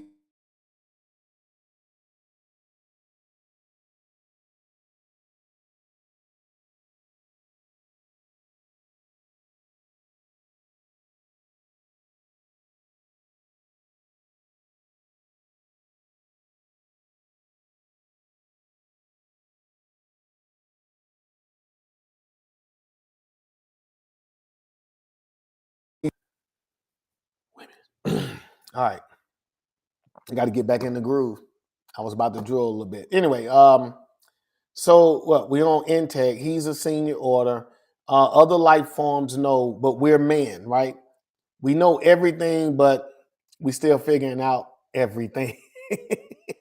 So we don't necessarily know what a senior order is. We haven't been out into the universe doing all types of things. But I make it a point that the Alpha Guardian that's Nexa, she's looking for the seniority. She immediately understands when she realizes what's happening. You know what I'm saying, in the Flux Continuum story, she immediately wants to go and find the senior order. She gets it immediately. So that's what I mean when I say other life forms from different realities and stuff. They already know what a senior order is. They understand who Intech is, okay, and what authority he brings, okay, possibly even his power set. What else?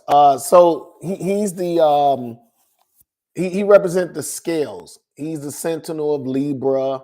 Um, the world he goes to, it's a little different than the other worlds because they're already technologically advanced. They're so advanced that they have something called the Omnipedia. It's an omniversal like encyclopedia that has all of the information, and they can cloak their planet. They can do so many things on the planet that they're from. And they tend to keep to themselves, though, a few of them. Some of them, which you'll learn in the Flux Continuum, because of alignments and all of that, that there are other, due to some things that humans have done, we have been able to snatch other life forms from their planets, doing proper alignments and stuff.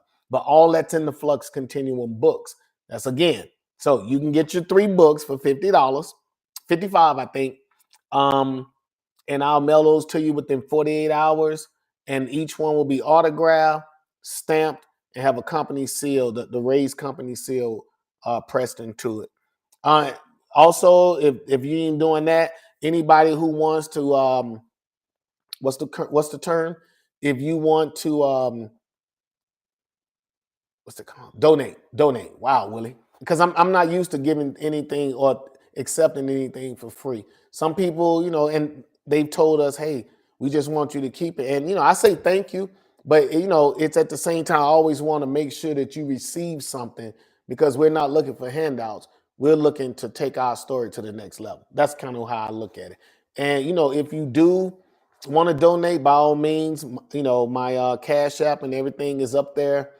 Um, if you Cash App $5+, then that means I'm gonna put your name um, in our raffle, and we could be getting back to you. Okay, um, it's just something to think about because remember we're gonna be doing a whole lot of things on this end. All right, let me go ahead and knock out these last few. It's only like 3 more, and I can go ahead and bring this to an end today. I had a lot of fun. Okay, I did have a lot of fun. I appreciate the people who came through and saw. I want you guys to know that we're gonna keep grinding every day. Before I get off, though, I will put this on again one more time. I want to do at least twice, whatever clip that I'm talking about. We want to put that on at least twice. All right, here we go. This is Friction. All right, super speed. She has a temporal field. She's the fastest one out of the Zodiac Guardians. She resides here in El Paso because I retired here in El Paso. Remember, it's where I've been in my military career. I retired here. There's a school on the east side called America's High School. That's the school she goes to, at least in the Flux Continuum. But they actually have a real school across town. She's on the softball team. She was having a good time. She's a junior in high school. She's been aged up because that's what the orb does. It ages you up. The first 2 books, they include her origin story too. All right. That's Friction, y'all. I mean, there's a lot more. Like she's the one that grows the fastest, if you will. A young girl, 17 years old, having to deal with war and invasion, and it's all types of things. And she handles it pretty cool. But there are times when I make sure I reach in and I let you guys know what she's going through. Okay, because I heard that we as black men and maybe black women, I just heard that black authors don't, I guess, seem to put enough into their characters. So I wanted to make sure that that's something that I did. I wanted to give the characters enough life so that people could be like, okay, I can see that or I feel that. It's just something I heard while I was out there. Again, I had to learn how to do self-publishing. I had to learn. I didn't take a course to learn how to write, but I did take a course to learn how to write, right? But how to access certain words, how to find different ways to say certain things, but I didn't take like college course to learn how to become a writer. I just said anything you do for 30+ years, you should be pretty good at it and you should be able to do it. That plus knowing that I need help with like an editor, I need a distributor, knowing, understanding business too, that assists. So anyway, look, y'all, that's Friction, El Paso. That's right. She's here. And another caveat is we have the Flux headquarters right up there on Trans Mountain. So if you ever come to El Paso, and there's a freeway called 51, and then there's a cut. It's called Trans Mountain. I forgot what is it, the 301 or 321, whatever the freeway is. And it goes from one side of El Paso, and then it goes through the mountain to the other side, to the west side, right? From the northeast to the west side. And that's where the Flux headquarters is. And Friction just so happens to live here, and that's another reason. So if I ever ask a question, why did Intech, because he's the leader, right? He's the senior order. Why did he choose to have the headquarters put in El Paso?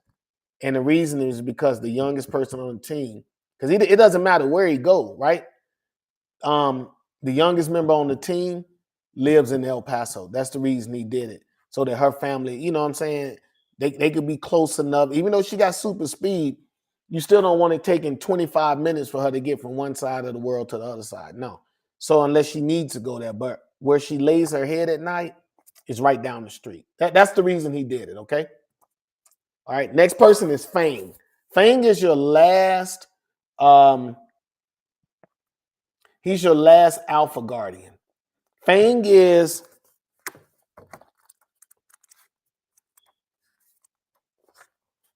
1,007 years old. He's like 4 years older than Karma. So he's 1,007 years old. He's the heir to Sagittarius, okay? He's not the defender already. He's the heir. There's some things going on in Sagittarius. You can learn from books 1 through 3 what some of the stuff that has transpired. I will state that in the third age of man, I want to say that it's the third age of man. I could be wrong. I think it's the third age of man or the dawning of the third age of man.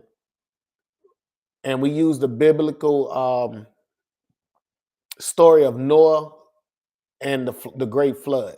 So the flood, even though there are all types of stuff that, once you start digging, you find out about, because I do a lot of research for Flux. So I found out there were trees that angels were sent to cut down, the great trees, so that when the waters flooded, because they wasn't going to exceed the trees, so the trees would still be above the water, and that was so that no life forms would survive. So the great trees were cut.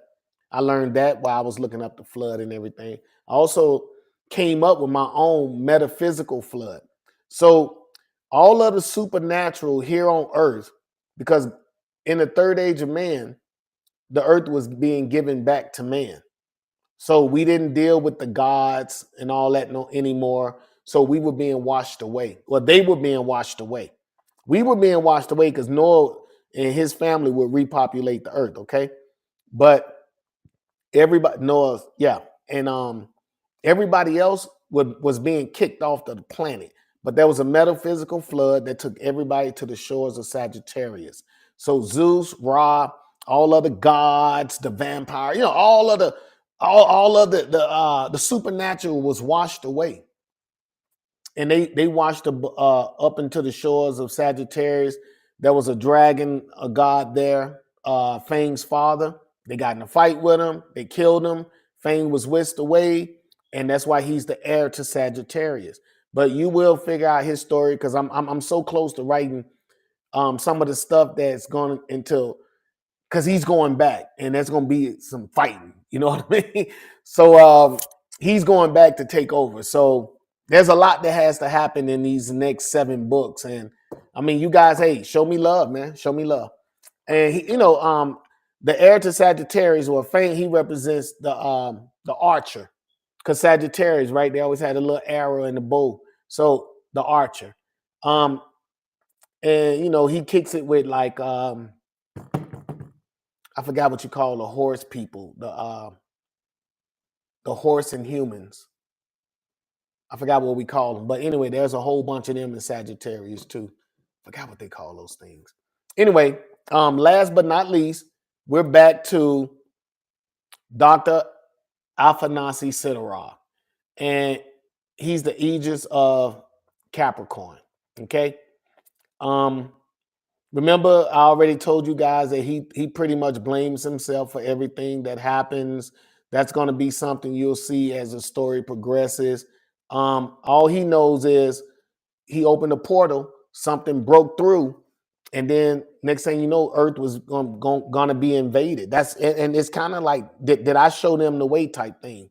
So, he kind of blames himself. Other than that, I already discussed Dr. Afanasi Sidorov, because today was his day. What I'm getting ready to do, I'm getting ready to go ahead and let you guys hear this one more time. I'll come back. I'll end everything, because again, I want you guys to be able to purchase across all the different platforms.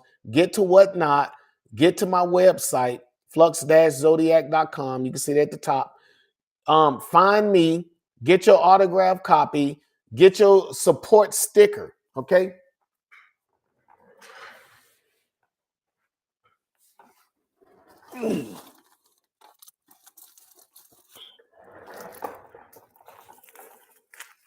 Get your support stickers. Okay? Get your support stickers. I like to show everybody that they're about the size of my hand, okay? These are huge stickers. Technically, suggested retail price $8 to $10, but because of this is an authentic merchandise by me, you can't get it anywhere else.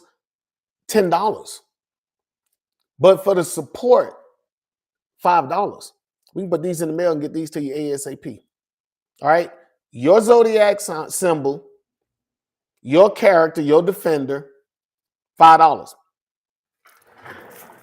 We have about 1,300 of these. Maybe I shouldn't say 1,300.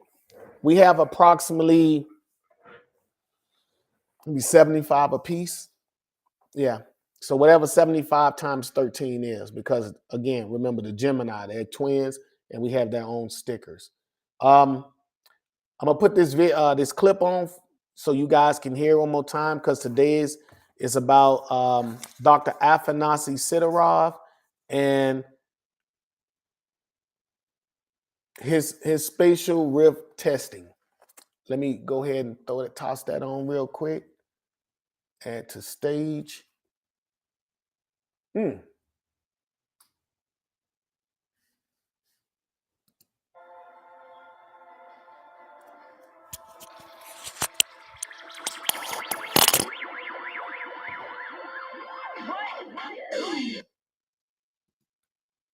Repercussions of New Beginnings. Chapter 1. Dr. Afanasy Sidorov, Thermodyne Space Station. Russia. Earth orbit, Milky Way galaxy. A group of scientists gather and anxiously await an epic demonstration. This particular demonstration is decades ahead of its time and unknown to the general public of Earth. The leading physicists of Earth have been brought together to witness interstellar space travel. Dr. Afanasy Sidorov is of Russian birth, a renowned man of physics and highly respected among his peers. He is the lead physicist of the Spatial Transition Section aboard the Thermodyne Space Station. It is a subdivision of the Thermodynamics Physics and Research Facility of Theoretical Science. Dr. Sidorov steps up to the podium and addresses his fellow scientists. Today, you will witness a monumental and defining moment in history, as the Thermodyne physics team sends a probe through time and space. As Dr. Sidorov signals his assistant to bring the systems online, a few of the guests raise their hands to ask questions. He simply motions all hands down. He isn't done with his briefing and continues speaking. Here at Thermodyne, we will prove that a spatial rift, a hole in space and time, can be opened by instantly sending a probe to an uncharted section of the universe. My team and I have configured the probe to collect location data and draft a star chart while transmitting a signal in all known mathematical formulas and languages, retrieving any forms of communication or transmissions from the other side. The spatial rift will open for 30 seconds, giving the probe sufficient time to enter the rift. Then, the probe will initiate its primary programming and be retrieved after 15 minutes. The guests are directed to turn their attention to the windows of the space station. Several guests make remarks about how the probe, as Dr. Sidorov gives the signal to begin procedures. A few buttons pressed and the telespatial engine completes its target lock. Once Dr. Sidorov gives the command, the generator fires a beam of energy at the targeted location. After a few moments, a small discharge tears through empty space. As the wormhole materializes and expands, spikes of energy ripple along its outer rim. A smile spreads across Dr. Sidorov's face. A deep sense of accomplishment swells within him. The IT manager shouts aloud, "Spatial rift is stable and all systems read optimal." Dr. Sidorov and the IT manager share a glance between one another. Then, the probe is remotely activated to enter the wormhole. The guests whisper amongst themselves, their excitement echoing throughout the space station. The technician sounds off again. "Spatial rift becoming unstable and collapsing." Dr. Sidorov turns to his audience and explains the theoretical science of spatial transition technology. There is great admiration in his guests' eyes. Several of the scientists and guests converse about this history-defining moment. Dr. Sidorov answers a few questions until the 2-minute alert sounds. The IT manager directs everyone to focus their attention on the wormhole location. Dr. Sidorov exclaims, "In a few seconds, our technicians will retrieve the probe from the spatial rift." Another target lock and a beam of energy is fired. After the spatial rift becomes stable, the guests' eyes are filled with anticipation for the probe's return. People start to clap when the probe begins to enter Earth space again. As the probe exits the spatial rift, something unexpectedly strikes it from the rear. The space station speakers echo repeatedly. "Alert! Alert! Probe destroyed. Alien craft entering Earth space via spatial rift." An alien object rips through the probe and breaks apart as it hurtles towards the planet. The probe has been knocked off its trajectory and is fragmenting into multiple pieces. The alien object appears to combust and explode after entering the Earth's atmosphere. A glowing object phases harmlessly through the external hull of the space station. It strikes Dr. Sidorov in his chest, knocking him from his feet. His body defies gravity as he hovers above the floor. His form is quickly overtaken by the glowing extraterrestrial energy. Thoughts of his wife Delia flood his mind. He is all the family she has left. His form becomes too bright for human eyes to bear, and Dr. Sidorov is no more. Where once stood a man of science, only a few particles of dust linger in the air. The guests witnessing the event are paralyzed with fear. After the first scream is released, others join the hysterical behavior. With an uneasy voice, the IT manager speaks through the intercom. "We ask that our guests please remain calm as you are escorted to loading bay 3A for departure to the surface. Again, we thank our guests for visiting the Thermotine space station."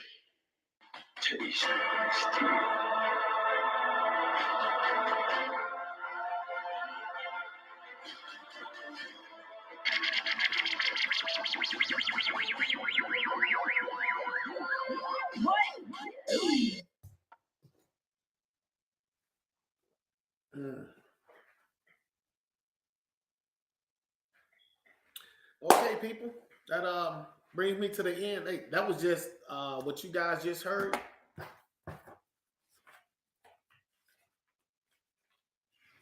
It's about the first 5-6 pages.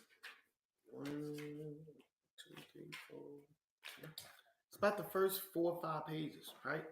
That's all that was, and that's how the story goes. It's informative. I keep you abreast of what's going on. We say what's popping right now, and things are happening. So if this is the kind of story you into, I mean, we got Andrew Burgos narrating it. Again, this is out on YouTube. If you go out there and get the Flux Continuum YouTube channel. Also, I have the full audio album for books 1 and 2. I will find out if Whatnot does that. I will find out a way to get that out. So you guys can at least listen to it, get into the story, y'all. Book 3, and like if a lot of people are purchasing audio album, then I'll get the third one done too. You know what I mean? I'll keep getting the books done if there's a market for it. And to me it is, but for people to listen to, but you gotta want it. You gotta want it. So that's what I'm doing today. I appreciate everybody who came out across the 6 different networks. If you're what's the word? If you're commenting and no one's responding, that will be on me. Okay. I can't see it because of how I'm multi-streaming. If I could, I would definitely have, or at least say something about it. Thank you again for coming. I asked that, hey, make sure you continue to share this.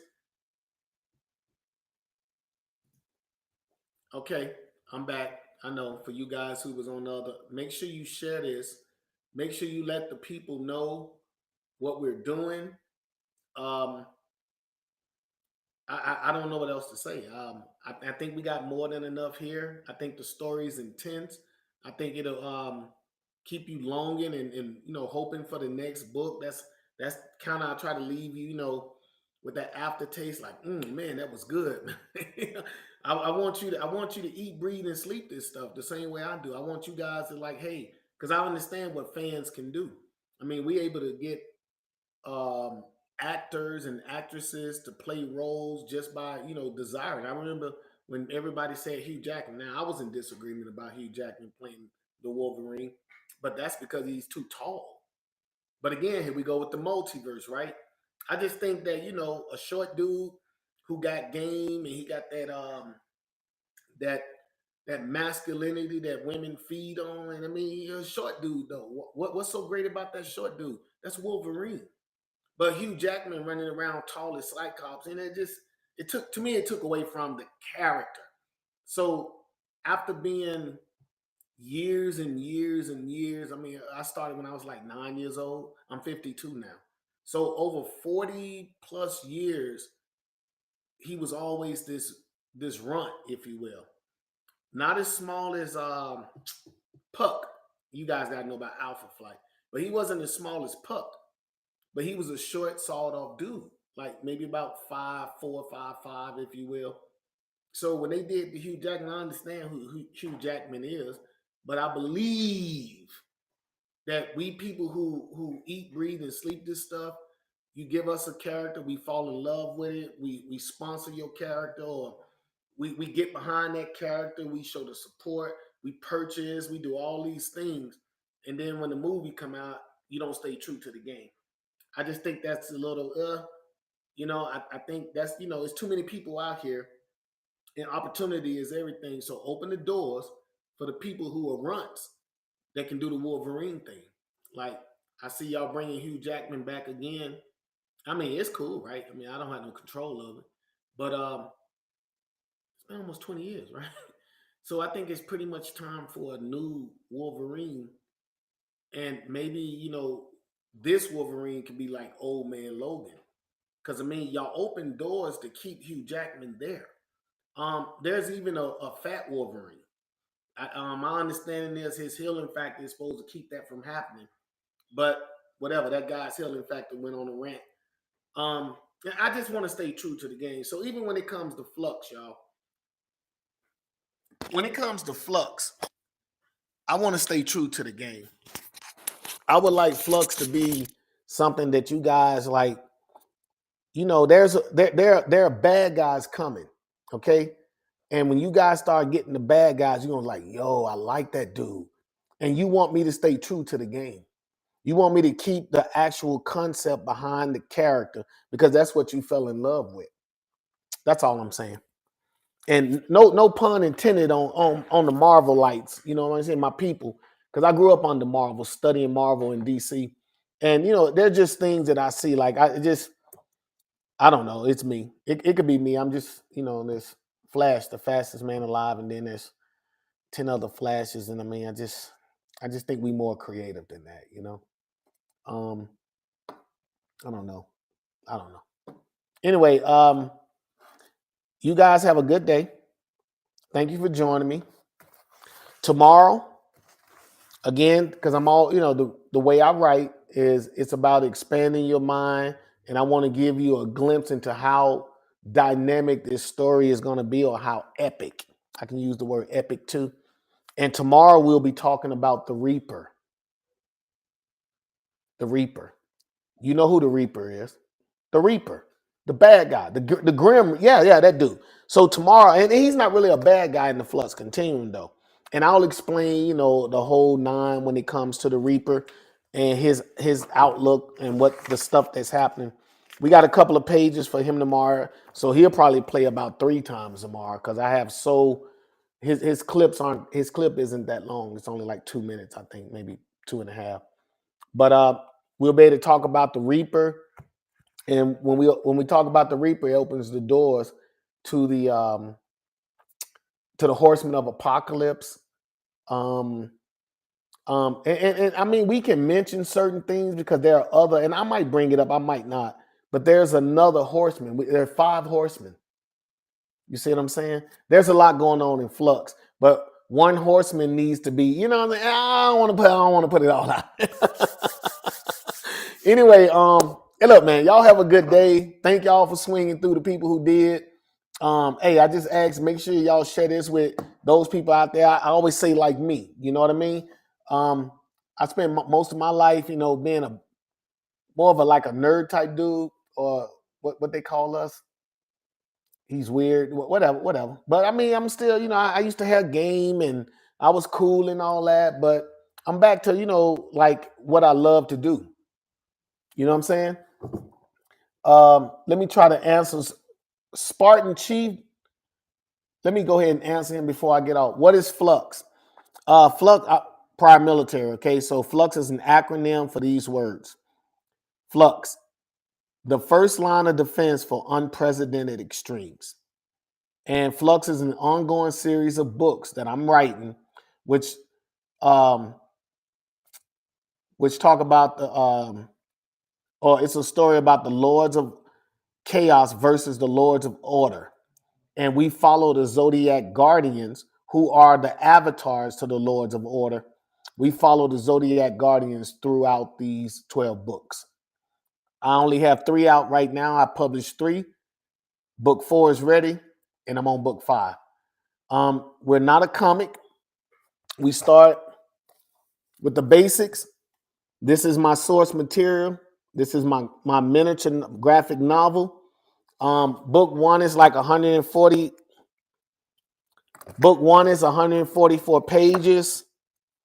Book 2 is 168 pages. And book 3 is 211 pages. So basically, these books have a glossary in the back. They have character bios, but we're not technically a comic. But if you're a comic book guy, and yes, book 1, I think it's in the bin. I know it's in my store. Okay? They're $20 a piece. Books 1 and 2 are $20 a piece. Book 3, I think, is $25. You can get the whole set for $50. That comes with autograph, company stamp, and company raised seal. Also, I guess if you do that, most likely if you put in the remarks what your zodiac sign is, because most times when you purchase, you can always put something in the remarks. If you put your zodiac sign in the remarks, then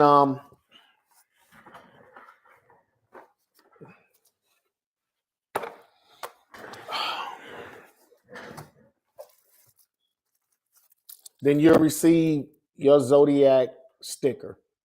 They're huge. They're like 5.5 inches by 5.5 inches, pretty much.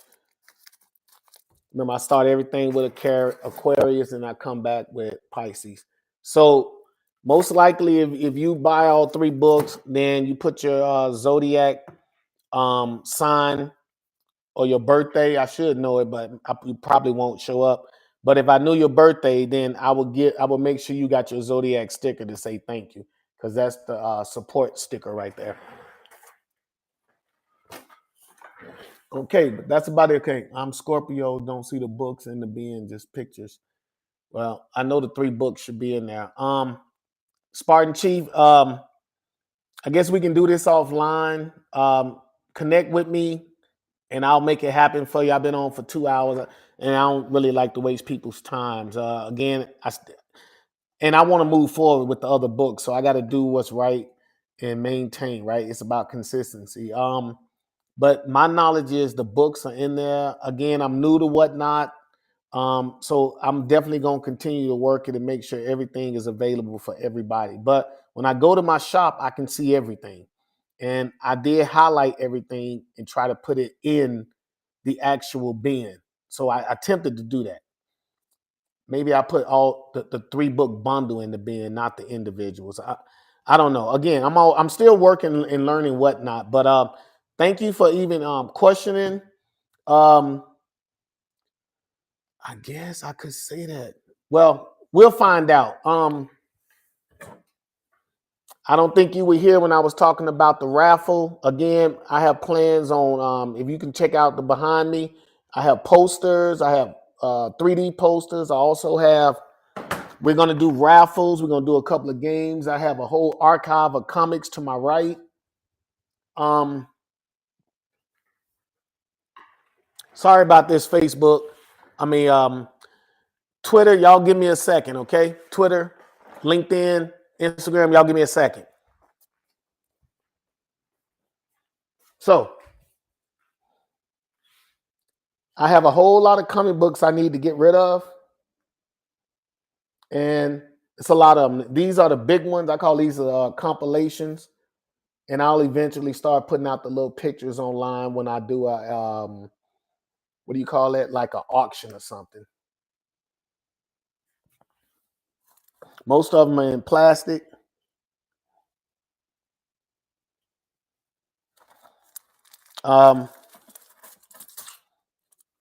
I think these are DC comics here.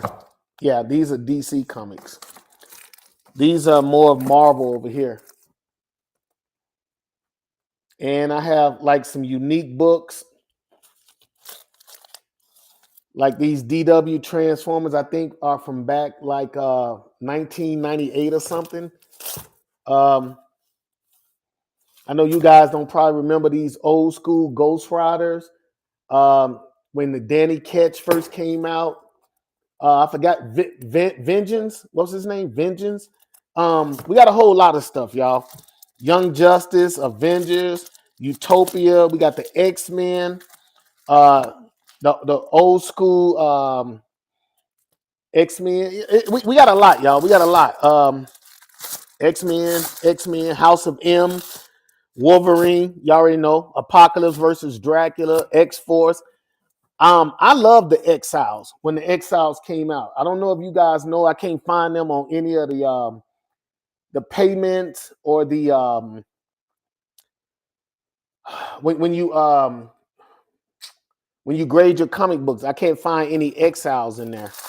I don't know if you guys remember how after the Marvel Universe, pretty much they came up with Marvel Next. And this is like what was happening. This Spider-Man right here, he lost his leg and all type of stuff. He has a daughter called Mayday Parker. Juggernaut has a kid. It's a whole nother different universe after everything happened. I don't know if y'all remember the Civil War series, Siege, Secret Invasion. These are all first printings. Ultimate Power, Annihilation. I got stuff like Captain Universe having the Silver Surfer power, Fear itself, Thunderbolts, the Hulks, old school Spider-Man and Hobgoblin, Web of Spider-Man, the House of M Spider-Man, Marvel Knights with the Other. I don't know if y'all remember when Spider-Man first turned into how he can do his webs out they generate from his body.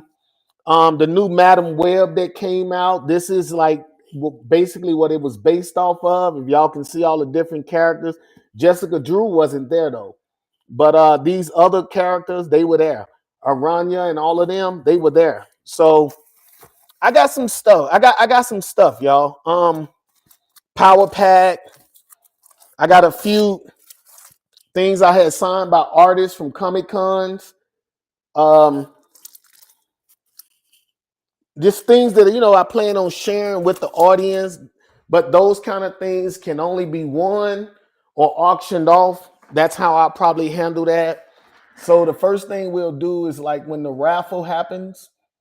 Welcome back, y'all. I went over there and showed those guys. I couldn't take the other camera, Facebook. I mean, not Facebook. I keep saying Facebook.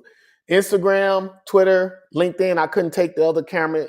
It's a USB in the back of it, but this is on my phone, so I could use. It's mobile. But these are some of the things that we'll be auctioning off. Again, y'all, I told you I got over a year and some change worth of content. That's just with these 2 Flux books. Okay, we're not even talking about book 3 yet. We just talking about these first 2 books. That's how much content I have. So I'll be putting this out so much every day. Okay, so when y'all guys purchase from me, whether it's a sticker or whatever, you get a raffle ticket. Okay, I put your name on a raffle ticket, your user ID, or what do you call these? Your handle. And we put that on here, and then I contact you if you win. I'm going to put out who's winning. I'm going to have somebody come in and stick their hand in there, not me. And they're going to pull whatever out. And that person is going to win whatever we have on the chop block at the time. So if it's a comic or first issue of something, then that's what we're going to auction off. If it's issue whatever, if it's a piece of artwork, I have so much stuff from the House of M. If it's stuff from the Squid Games, whatever we're auctioning, whatever we're selling or auctioning, or what's the other word? We're raffling off. You guys, all you have to do is purchase. And the cheapest thing you can purchase is $5.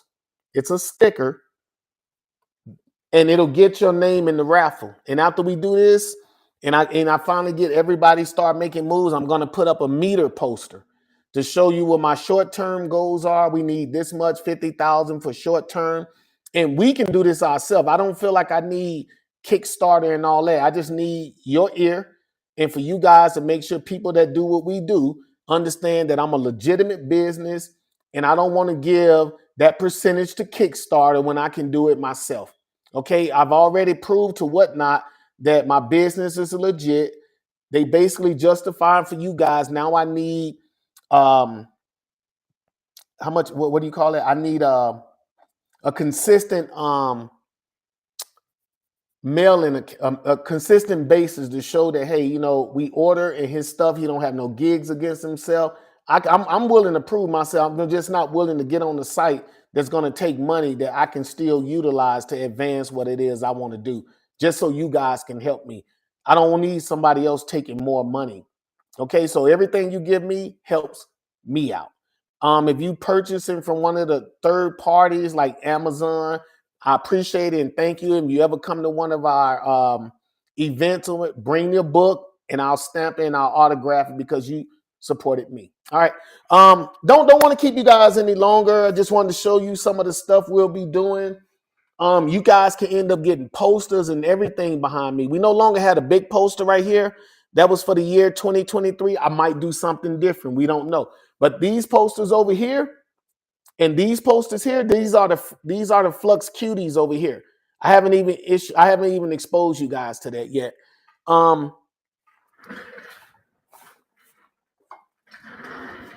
So we were talking about Dr. Afanasy Sidorov.